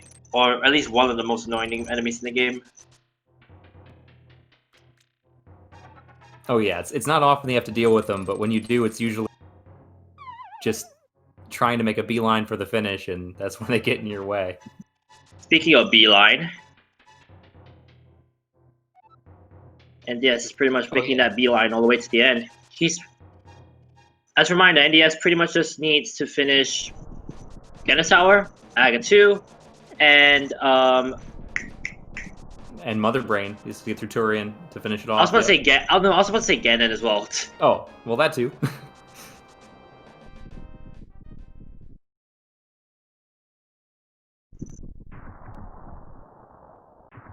Now here's the question. Actually, no. Then again, not to sure if NDIAZ will even check all the chests since he's in Go mode. Oh, for sure. There's nothing he could need. He might check a couple extra for that ice beam. Say if he gets the big key in the Stalfos room or something like that, where there's other chests in the same room. He'll likely open those looking for ice beam, but otherwise, there's nothing else he could use. Yeah, for those who are wondering, when you're in Go mode, Genesis Tower, pretty much you just need one extra key, I think, and with the big key in order to get to the top. Is that correct? Yes, yeah, you need the big key and one small key. That's all he needs. The small keys, you usually have enough before you find the big key, but you're right. 2 small keys makes it a little bit faster, so if you have to, you'll use them and avoid killing the mini Helmosaur up at the top of the tower for the second key. But that's a second or 2 difference, really. And there's the big key. We didn't mention the big key guessing game, but that's all right. I saw some numbers in chat. 4. That was 4. So whoever gets 4, I'll check. And he did this room in the wrong order, so the holes are now in his way. He's got to get those. But he gets around it. Not too much trouble. No one said 4. I see someone said 5, though. Oh, wait. 3. Sorry, my bad. 3. No, because he opened top right, then top left, and it was top left, wasn't it? No, he opened the big key first already. Like, Oh, that was the first of the 4? Okay. Yeah. See, I'm so bad at the big key guessing game, I didn't even... So bad that you didn't even see how many. Okay, he does have to be... NDIAZ has to be very careful of his hearts. The spike floor still has a heart of damage, and he took a lot there trying to get through quickly. We'll likely see him take the refill room before heading up the gauntlets, but he has to make it there. Oh, he's got a potion. Okay. Never mind. That's the safety potion. Alright, etium with a nice, quick Trinex fight. Fortunately, that's really good job to finish him off that second phase. Yep. Now, the question is, will he actually think to go back to Palace of Darkness now? I would imagine so. Like, if he's getting the green pendant, like, he has to plan on kind of getting that turned in on the way there. There's not much left that he really has. Don't know what happened to NDIAZ just then. Oh, that was actually a nice quick strat. So instead of trying to dodge the cannonballs there, if you take a quick jump off the ledge, you have invincibility frames, and you can dash straight on through them. Oh, okay, that's what he did. Etium is taking... I'm not sure where he's going. Is he checking the one place I was thinking? Oh, he's talking checking. about? He's checking the lumberjack. Probably. You know what? That was where I before turning in green pendant, but I was talking about it being the one with the screw attack. Let's see if I was correct or not.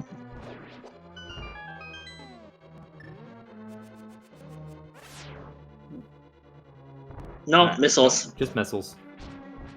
I mean, even if it was screw attack, he definitely wouldn't be getting it at this point in time. Yeah. Alright, NDIAZ having some trouble with this room. He switched to his boomerang to pick up a safety heart in the next room. And instead of the... Yep, he's finally going past the darkness, so he will finally find that bow. Yeah, that's good news. Yeah, NDIAZ having the unfortunate... Instead of immediately taking damage trying to pick up a safety heart in the gauntlet, it hurts him in the next room because he's not on the right item. It tends to be how it goes. If you try to play it safe and move movement you're not familiar with, you end up taking more damage. Yep. But he should be good for the rest of this now. He's got 4.5 hearts. He'll be able to powder the anti-fairy at the end before Moldorm. Sarsaparilla gives an energy tank. Yeah, well, not really helpful. Misses the NDIAZ misses the one-hit kill. It actually is possible to kill all those 4 in one go, but it's not easy, to say the least.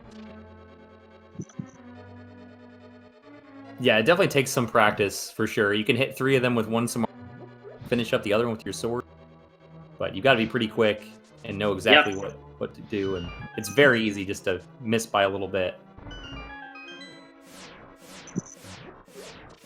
Alright.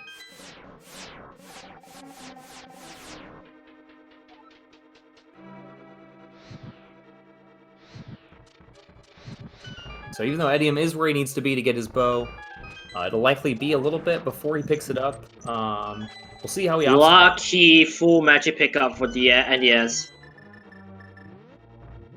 There's actually full magic in the next room, so it's not as helpful as it would look underneath. I mean, at least he doesn't. Right pot.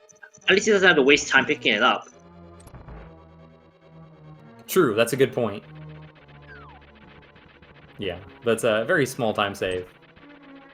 That worm is stuck. Yeah, I do want to point out, I like etium's routing here. Well, obviously he's in bow mode for go mode, so he's not going to bother with the 2. He's got the key, so you might as well go first. So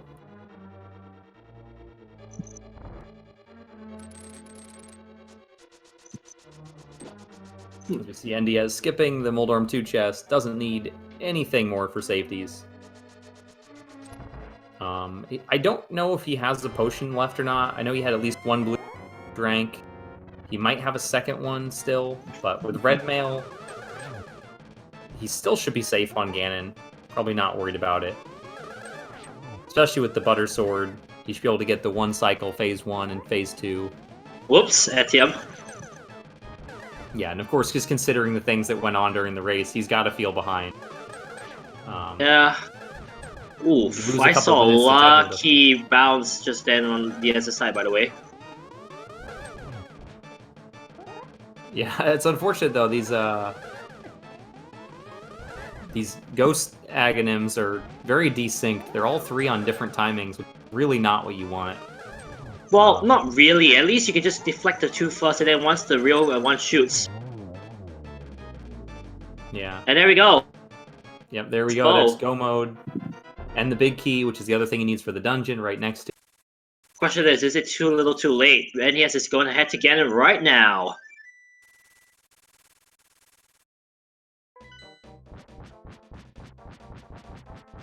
Yeah, I mean, he does still have Skull Woods, though, as part of the problem, and obviously all of Ganon's tower.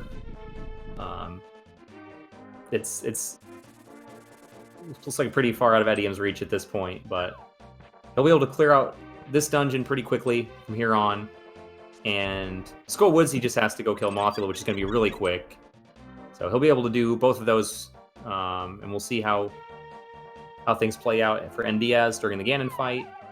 Let's find out. Here goes nothing. Interesting that he took the tree bonk to take the ferry there instead of powdering Ganon's tower. It actually would have been faster if he wanted the safety to powder up there. But again, very minor time loss. Now he's pretty much guaranteed to make it through this fight, no trouble. Just going to use the cape to get some extra slashes, just to get his frustration out. Ah! How many times do you think he's going to teleport, max? I'm going to say 3. Although we're already halfway through this phase.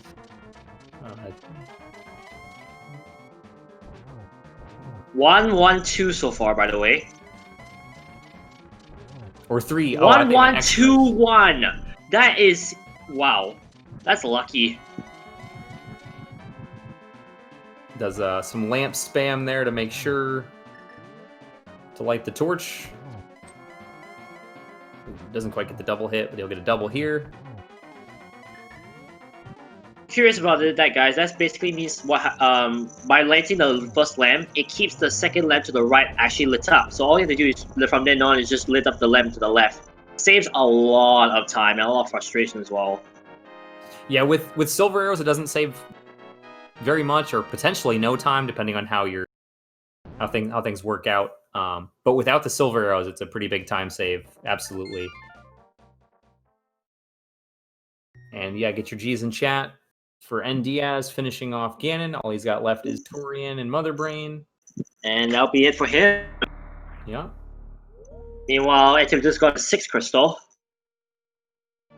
1 left, and that's a Skullwood. Yeah, Skullwood's will be very quick. He's just got a mirror and flute over there. He'll definitely be finished with that in Ganon's tower very soon.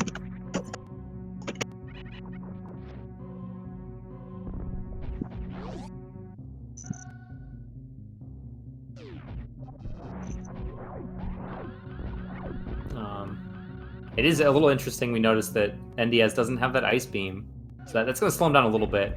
Obviously, he's got. I know what you mean. Power bombs. He's got plenty of power bombs. I hope he knows the speed Zeb skip though. Now that I'm thinking about it, because he doesn't have. I guess he has plenty of missiles and could always refill his missiles, but true. By opting not to save at the ship, he's not going to be able to use the super missiles to clear out those Zebatites really quickly. I mean, they do drop quite a bit if you kill them, so we'll see. That's true. He can count on some drops from the Metroid. That's a good point. Still... For now. Yeah, he is just going to get all of them together. Yep. That one doesn't want to join in.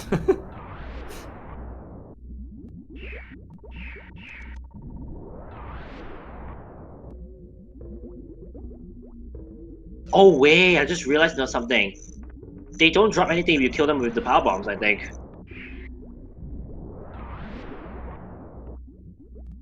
No, they still have drops. Yeah, they still Oh, drops. He picked up more missiles there. Oh, I didn't. It didn't look like it honestly because it didn't show. Yeah. Well, the first time he picked them up right as they dropped, so you didn't really see them. And that one's kind of not. Also, one thing I just realized. One thing I also just realized. With having less energy, it also makes the cutscene later on a little bit quicker as well. Yeah, we might see a baby skip out of NDIAZ. I'm not sure if that's something he's very familiar with.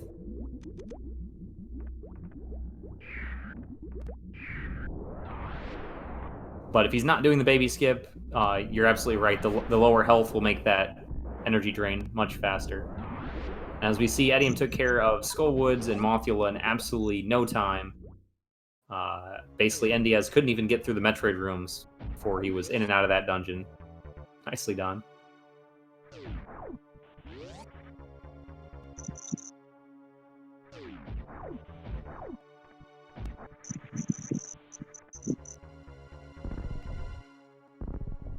Surprised not taking any damage from that side hopper there. Now he is. Okay. Yeah, I was gonna say maybe he's not taking damage because to do the baby skip, but then he took some damage intentionally there. Oh, there's a baby skip. Oh, he failed the baby skip.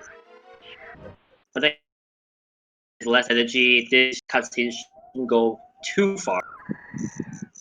And at the behest of some of the perfectionists of this game, he's not facing right. Very small time save to face right during that cutscene.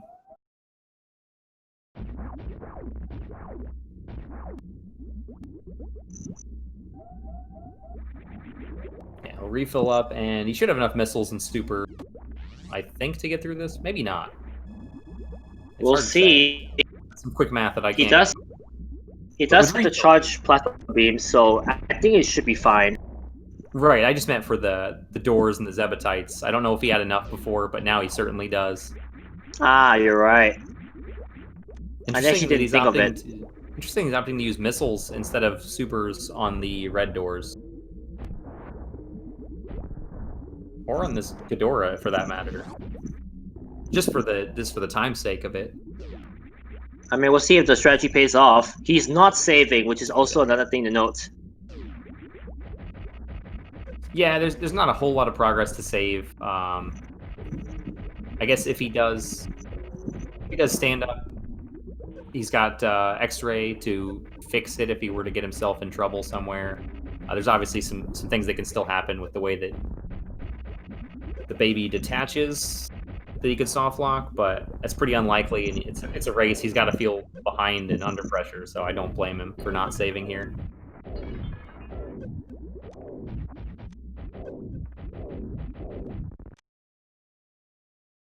All right, actually, a lot less ammo to spare than I realized there. Only 17 missiles at the end of Phase 1. We'll see what happens. He should be fine, but anything can happen here. Yeah, absolutely. Etium, fortunately for him, going right in Ganon's tower early, just like NDIAZ did, gonna find that big key in the next room. He's not gonna have to do the full left side all the way to Ice Armos.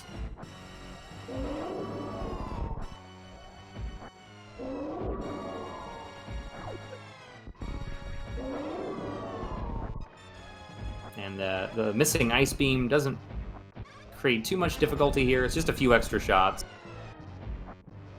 He's obviously got plenty of health to spare.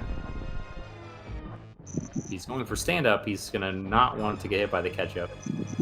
But he's damaging down, so he's just going to play it safe. No stand-up glitch. Did you just say get hit by the ketchup? Yeah, the ketchup beam. Yeah. Okay. all the Mother Brain attacks have colloquially, hard to speak, been named after food items. There's the ketchup beam, the meatballs, the onion rings, the French fries.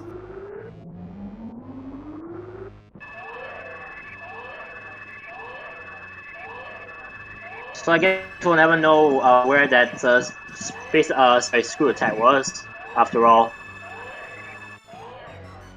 Yeah, it's still likely that it's here in Ganon's tower. We've got all the chests on the left side, plus the big chest, and then all the ones upstairs that NDIAZ didn't check that we might actually see by etium. He could opt to open one or more of those chests. Maybe, we'll see. I don't think that he will. I think the most likely thing is if NDIAZ is able to get through this with no trouble and finish before etium gets to the last of the chests, he might opt to open them just to see, since the race is already decided. But otherwise, it's a race. I can't imagine he would do that. I mean, very big attack. I mean, very big if. But if NDIAZ doesn't make it to the end, it is going to be a race. Because etium will probably be close to finishing off Ganon by that time. But that's a very big if, as I said before.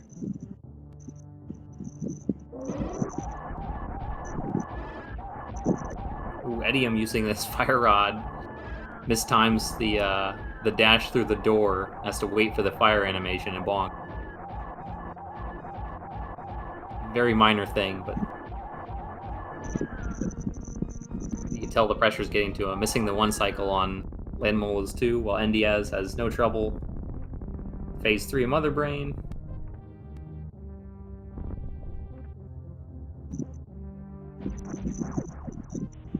Which is, in some ways, a disappointing Start the countdown.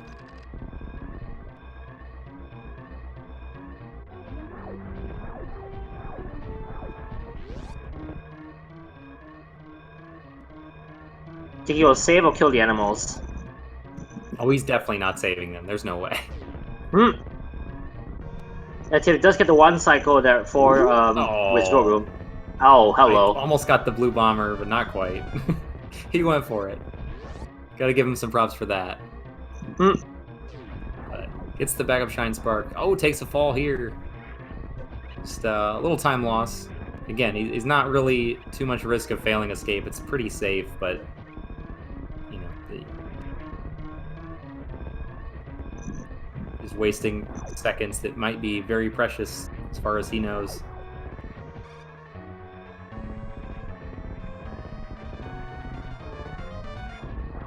And as expected, etium skipping these chests. His opponent hasn't finished yet. Nothing you need in there. Gotta go fast. So we won't get to see the chest at the top of Ganon's tower either from him. Or maybe we will. I guess we Final see that bottle.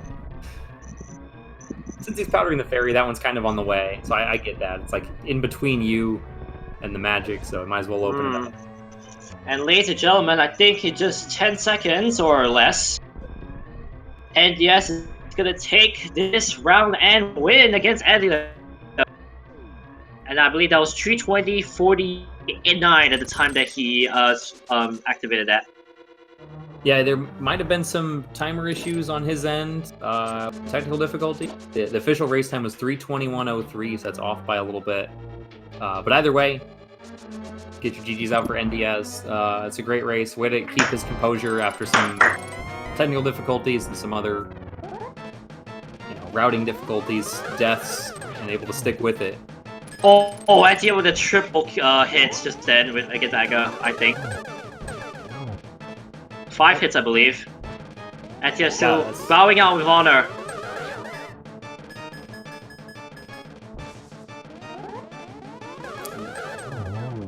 Yeah, look at that. There was a triple hit on the first one. Impressive. Yeah, that's a nice Aga fight. Etium definitely saved a little bit of time and for NDIAZ. Both of them did well, but Etium didn't need quite as many safeties and just made a little bit better time through the gauntlet on Aga. GG's. That was a lot of spaghetti in that run for me. Yeah, well, GG. Congratulations nonetheless, though. Congrats, NDIAZ. Fantastic. Yeah, GG's. I did. Yeah, there's a lot of things that probably stressed you out, and made you feel a little bit bad about that seed.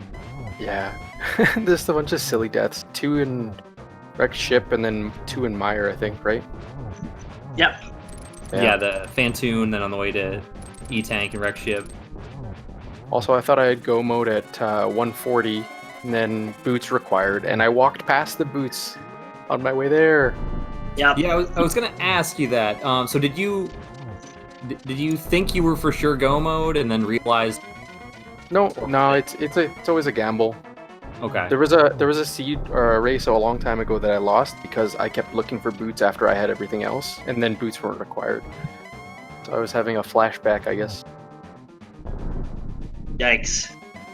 I mean, you still did well. Apart from like some unfortunate memory on some of the items, you did very well on that round. Which items do you mean? Lamp. Because I noticed you've been dark rooming a lot of the rooms in this particular run. Oh yeah. No, that was fine. I usually don't need lamp if I have fire rod, but I just had a bad time of mire today. Lamp Oh, is that's fair. extra. Yeah, you did a great That's an job extra. in pod. Yeah, you did very well. Yeah, that pod play was actually huge. Was your decision to go in there at least affected by the deaths in Rex ship? Were you feeling behind at that point in time? Yeah, kind of felt like I had to gamble. And the gamble worked out brilliantly. There's also the I had the thought that I was avoiding all of the mirror and flipper checks forever because of them being sequence broken. So that informed a lot of what I was doing when I was running around. Okay, makes a lot of sense. I just want to point out too. So you guys actually both died to Fantoon. Pretty much, your fights were very similar. Your first fights each. Yep. It was very unfortunate, but they're actually pretty close together on stream as well. So it's interesting. I'm sure you both felt behind from that, but did the same exact thing. You never expect your opponent to die, though. Yeah, if etium hadn't died there as well, then this would have been a lot closer. Yep, indeed. Oh, It's if an I had impressive place. That'd be some impressive place for you. Like I was very impressed with the maze when you did Palace of Darkness in the dark. I was super impressed by that. Like, well done on that. Yeah, that's one of the easier ones, I think, because it's not moving. Mire, that switch is in just the weirdest spot, and Turtle Rock, I got a bit mixed up too. Yeah, we noticed a bit of a long pause. Were you referencing a map or something, trying to get your composure to give it another go? Yeah, I've got a backup. I got a folder on my desktop with all of the PNGs. I was like, oh, how does that maze go again on the left side? Yeah, that's one that's easy until it goes wrong, and then you get lost. At least that's my experience. Yeah. Any item in particular you were dismayed by in terms of its location? No, I felt I made the decision to skip the eastern area, and then finding out there's a moon pearl. I was really lucky that the sequence I did do was still required, right? The like wreck chip to vanilla gravity to area. Yeah. Yeah, and you got your charge beam there too, which was really valuable.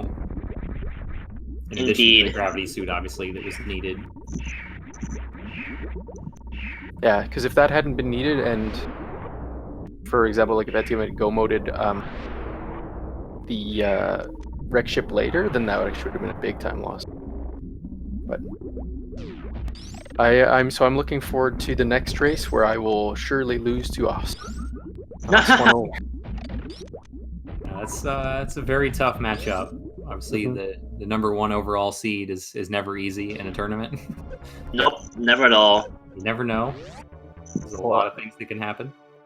You know, in terms of like, I fully expected not to like go super far in the tournament because there's lots of great players, and I feel almost lucky because Os will finish a full hour ahead of me and then critique the rest of my run, right?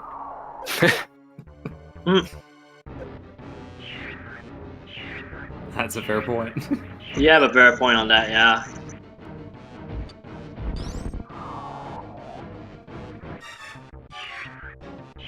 Yeah, apart from a couple places, I mean, you did well. Apart from the mire difficulties, like we pointed out, the wreck ship, having trouble in wreck ship. Otherwise, there wasn't really a lot of troubles. Obviously, the seed gave you a lot of firepower, having butter sword. Well, you had tempered for a while before you got your buttered sword, but even still, that's a buttered sword red mail.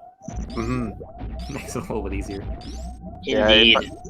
If I had grabbed those boots, this was because I had it was 140 I think when I passed the boots. If I had grabbed them then, probably could have finished way sooner.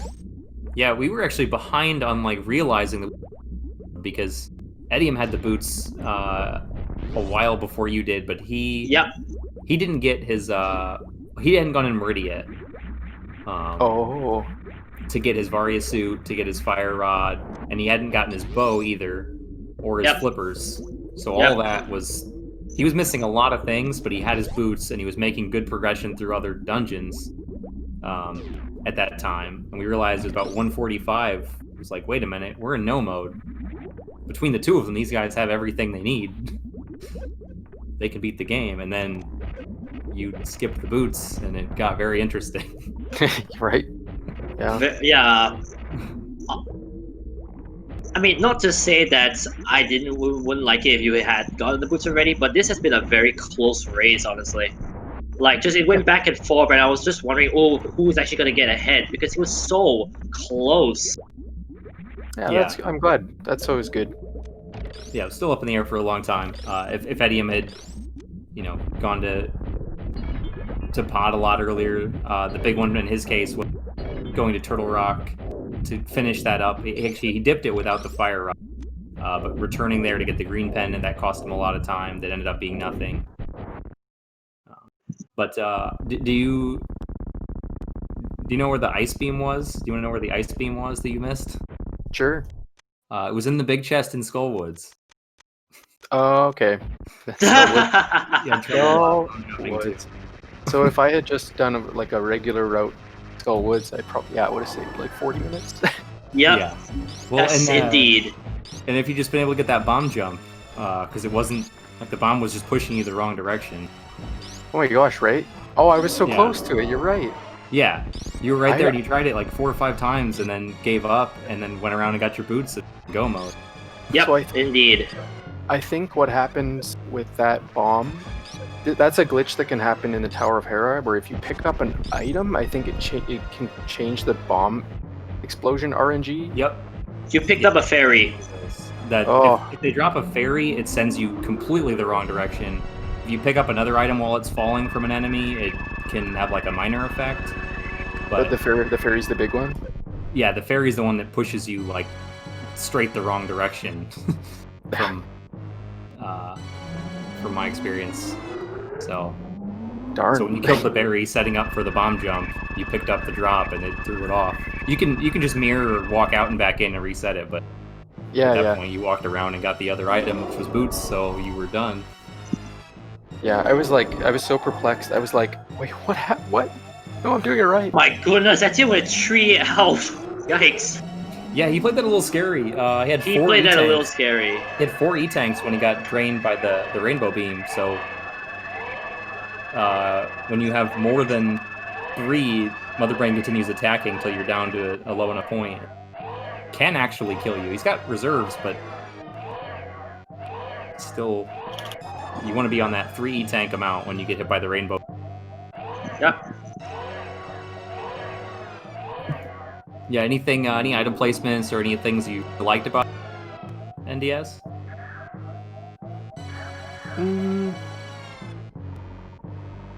I don't know. It felt kind. Like it was just handing me stuff for the first while. Like after that first sequence, the seed just kind of like folded out in front of me. Like I went to pod and then I was in go mode by the time I got to pyramid. I think the one that really stuck out for me was the hammer and the power glove together inside the turtle room inside Metroid. Yeah, when I saw that, I had this click where I was like, I know where the pearl is. It's sitting in. Like there's somewhere else. Meridia is too good so far. It can't be here.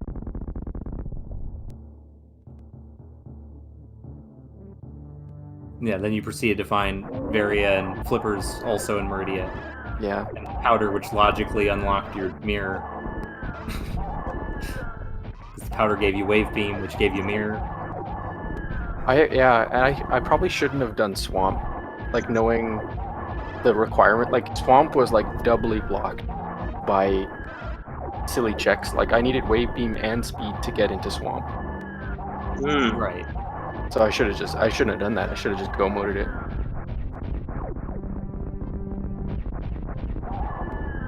Maybe etium is close to a 335. Look at the time. Yeah, he's done with Mother Brain. Just got to make his escape. She'll get done in definitely much less than the 3-minute time they give you. Yep. More than enough. Here we go. I want to see some blue bomber. Come on, I failed at it. Somebody's got to do it. It was a nice attempt.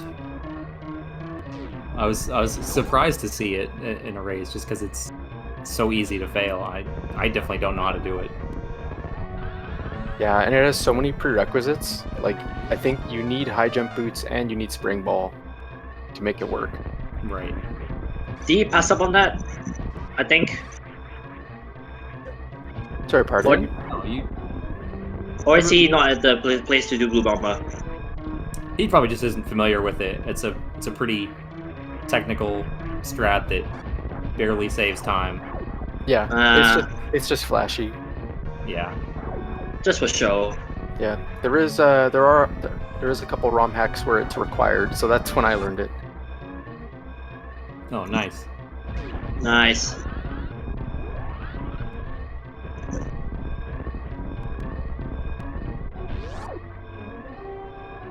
Almost out. I wonder, is he gonna do a lap of honor?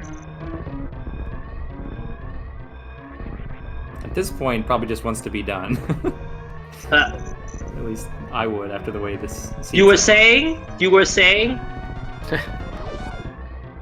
Yep, he is gonna save the animals. Fair enough. He did pretty much everything else.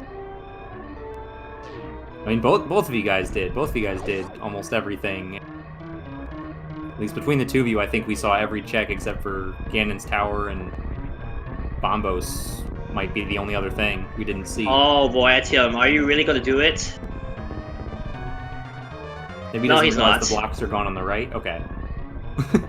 I didn't know for the longest time the blocks weren't there on the right in the and I realized, oh, I don't have any power bombs. I have to go back the way I came in. Just do the Alcatraz. Yeah. No, you can go the right. Time. 335, 19.99. Yeah, get your GGs in chat for etium. Oh, let's see if we can get etium. I think etium's gonna join us soon enough. But yeah. Man, what a race. That was good. Yeah, it really was. It was a good race. Definitely up in the air for quite a long time. And here's etium in chat. GG. Well done, etium. That was close, honestly. Yeah, it was close.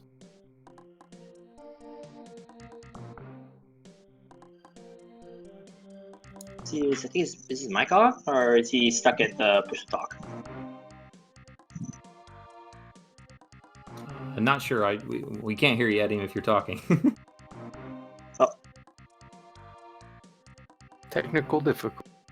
GG, you can hear me.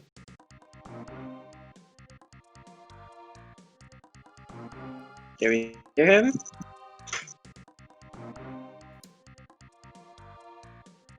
Hopefully we get this resolved quickly. Yep. Check 1, 2. Can you hear me? Yes, There we we go. can hear you. Yeah, we can hear you. All GG. right, there we go. My mic wasn't plugged in. That'll do it.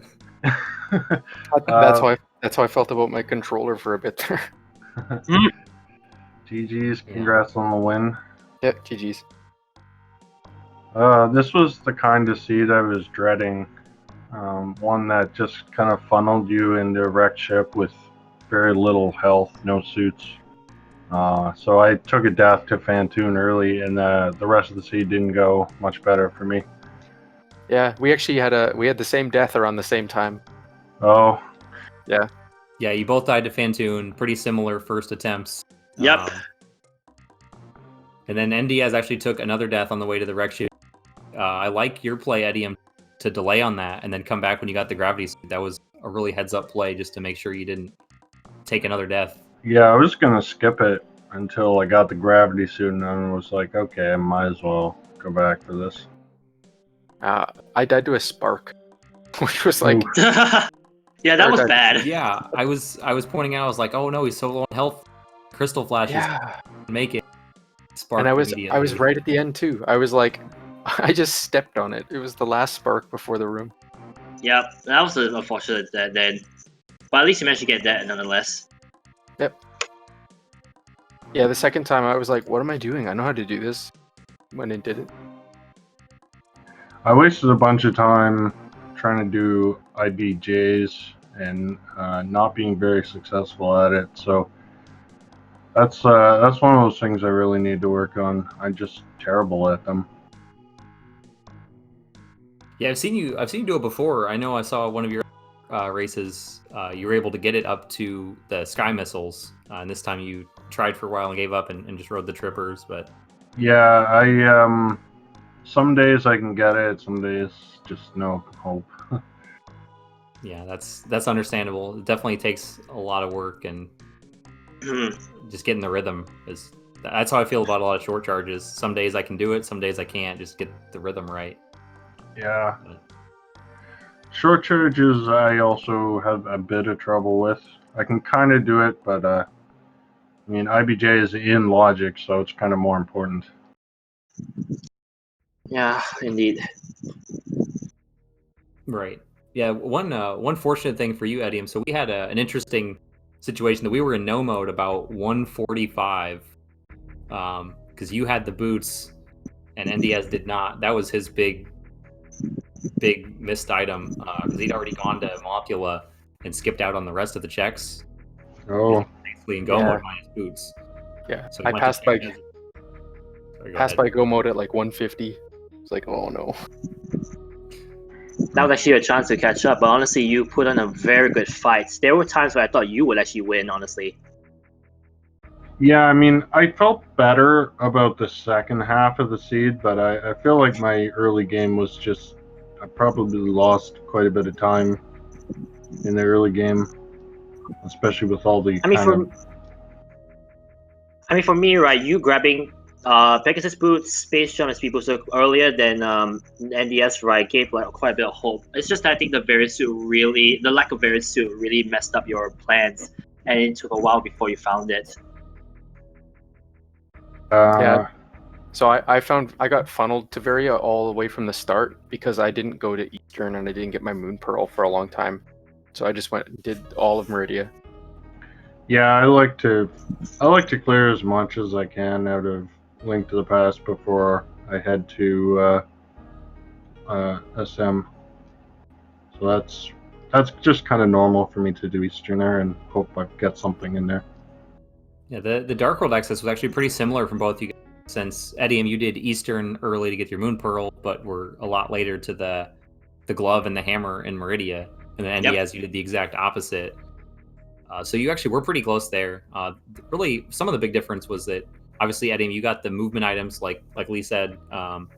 You had the speed booster out of Turtle Rock early and the space jump from Dark Death Mountain. You had those a lot earlier, which gave you some more mobility, but ended up making some extra trips like the double dip of Turtle Rock, going back to Tower of Hera for the basement. Some of those things really ate a lot of time from you. Yeah, I actually had thought about going into pod much earlier, and then I think I was gonna go into pod, but I decided to do Pyramid Ledge before it, and got the Titan's mitts, and I was like, you know what, I'm not going to pod anymore. So that if I had just gone straight to pod instead of going to Pyramid Ledge, I don't know, this would have been completely different.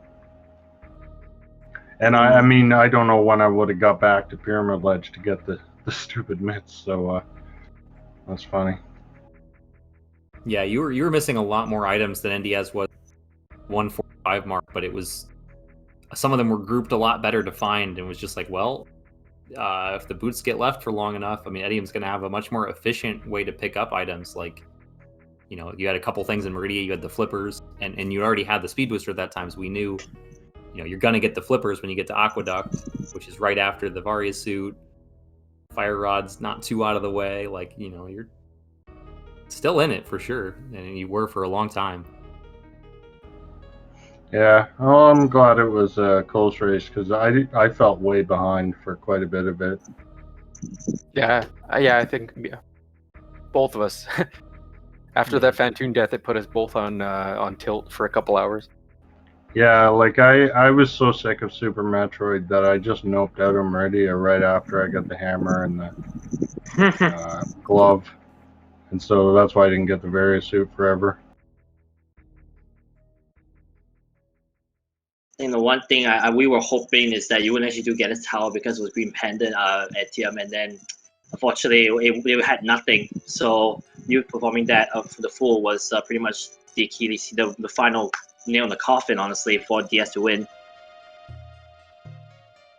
Yeah, that Turtle Rock play was unfortunate, but I mean I had to go to Turtle Rock or Pod, and it was just like which 50-50 choice almost. It felt like anyway. But you still did well nonetheless. Like you shouldn't be ashamed of what you managed to do. Make it very close. Like well done. Yeah. Good luck against Aussie. Oh my god. Yeah. No, I was saying the best situation, like the best outcome, is he finishes really, really fast, so I can get a good critique of my gameplay. I mean, we'll see. Yeah. And I've seen upsets before, so who knows? You could actually end up beating him later. Oh my gosh. No, I feel like my performance in a jet seat is his performance in a full clear. He's kind of. Well, I think you have a better shot than I do, anyway. Yeah, it'll be fun. I'm in it to have fun, so that'll be a good one. Yeah, exactly. I mean, I never expected to go very deep in this tournament, so I was just happy to make brackets, honestly. Have you been playing long? Well, I've been playing Link to the Past for quite a while, but I'm still quite a bit newer with Super Metroid. So, like I said, a lot of the tricks in the game I still struggle with, like IBJs and just general execution. I have a lot to work on in Super Metroid. Yeah, that game is my jam. Yeah, I mean that definitely showed throughout the seed. Like there were definitely some times we could see that NDIAZ, you were making a lot better use of your resources, like using your health as a resource, using your ammunition, move faster, and then on the other side, Eddie, and you had some really good execution, especially like at the end of the game and Link to the Past when you're in go mode. And it's what you've done, thousands of times, just climbing up GT, just tearing through it really nicely.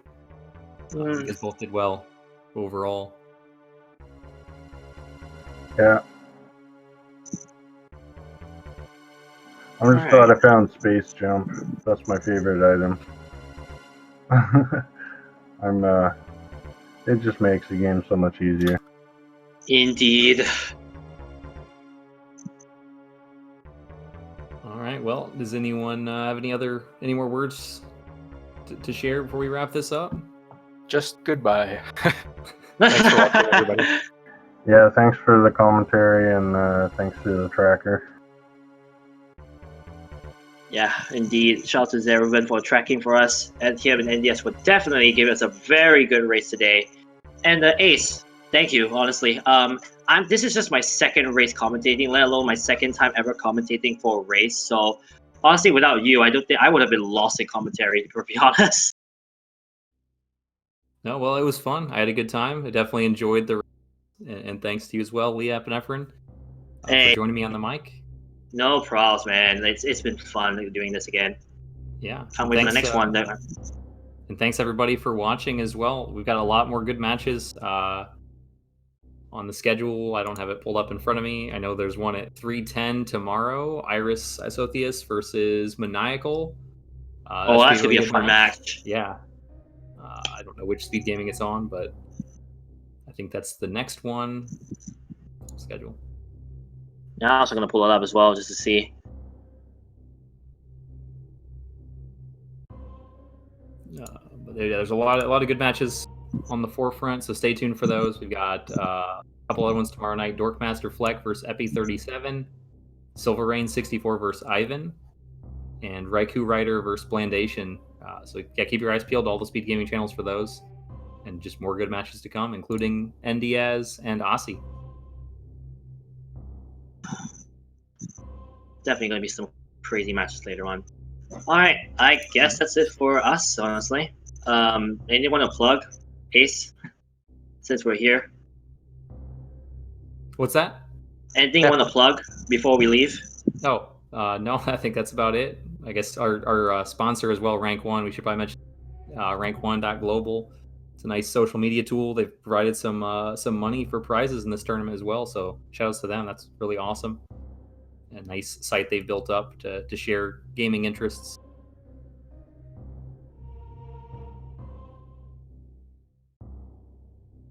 Actually, been mostly for yourself, but oh well. I guess we can also plug that. But anyways, yes, that is it for us. Thank you so much for once again for all who have watched it, and I guess we'll see you guys next time when we commentate. Yep. Goodbye. See you in the next match. Bye.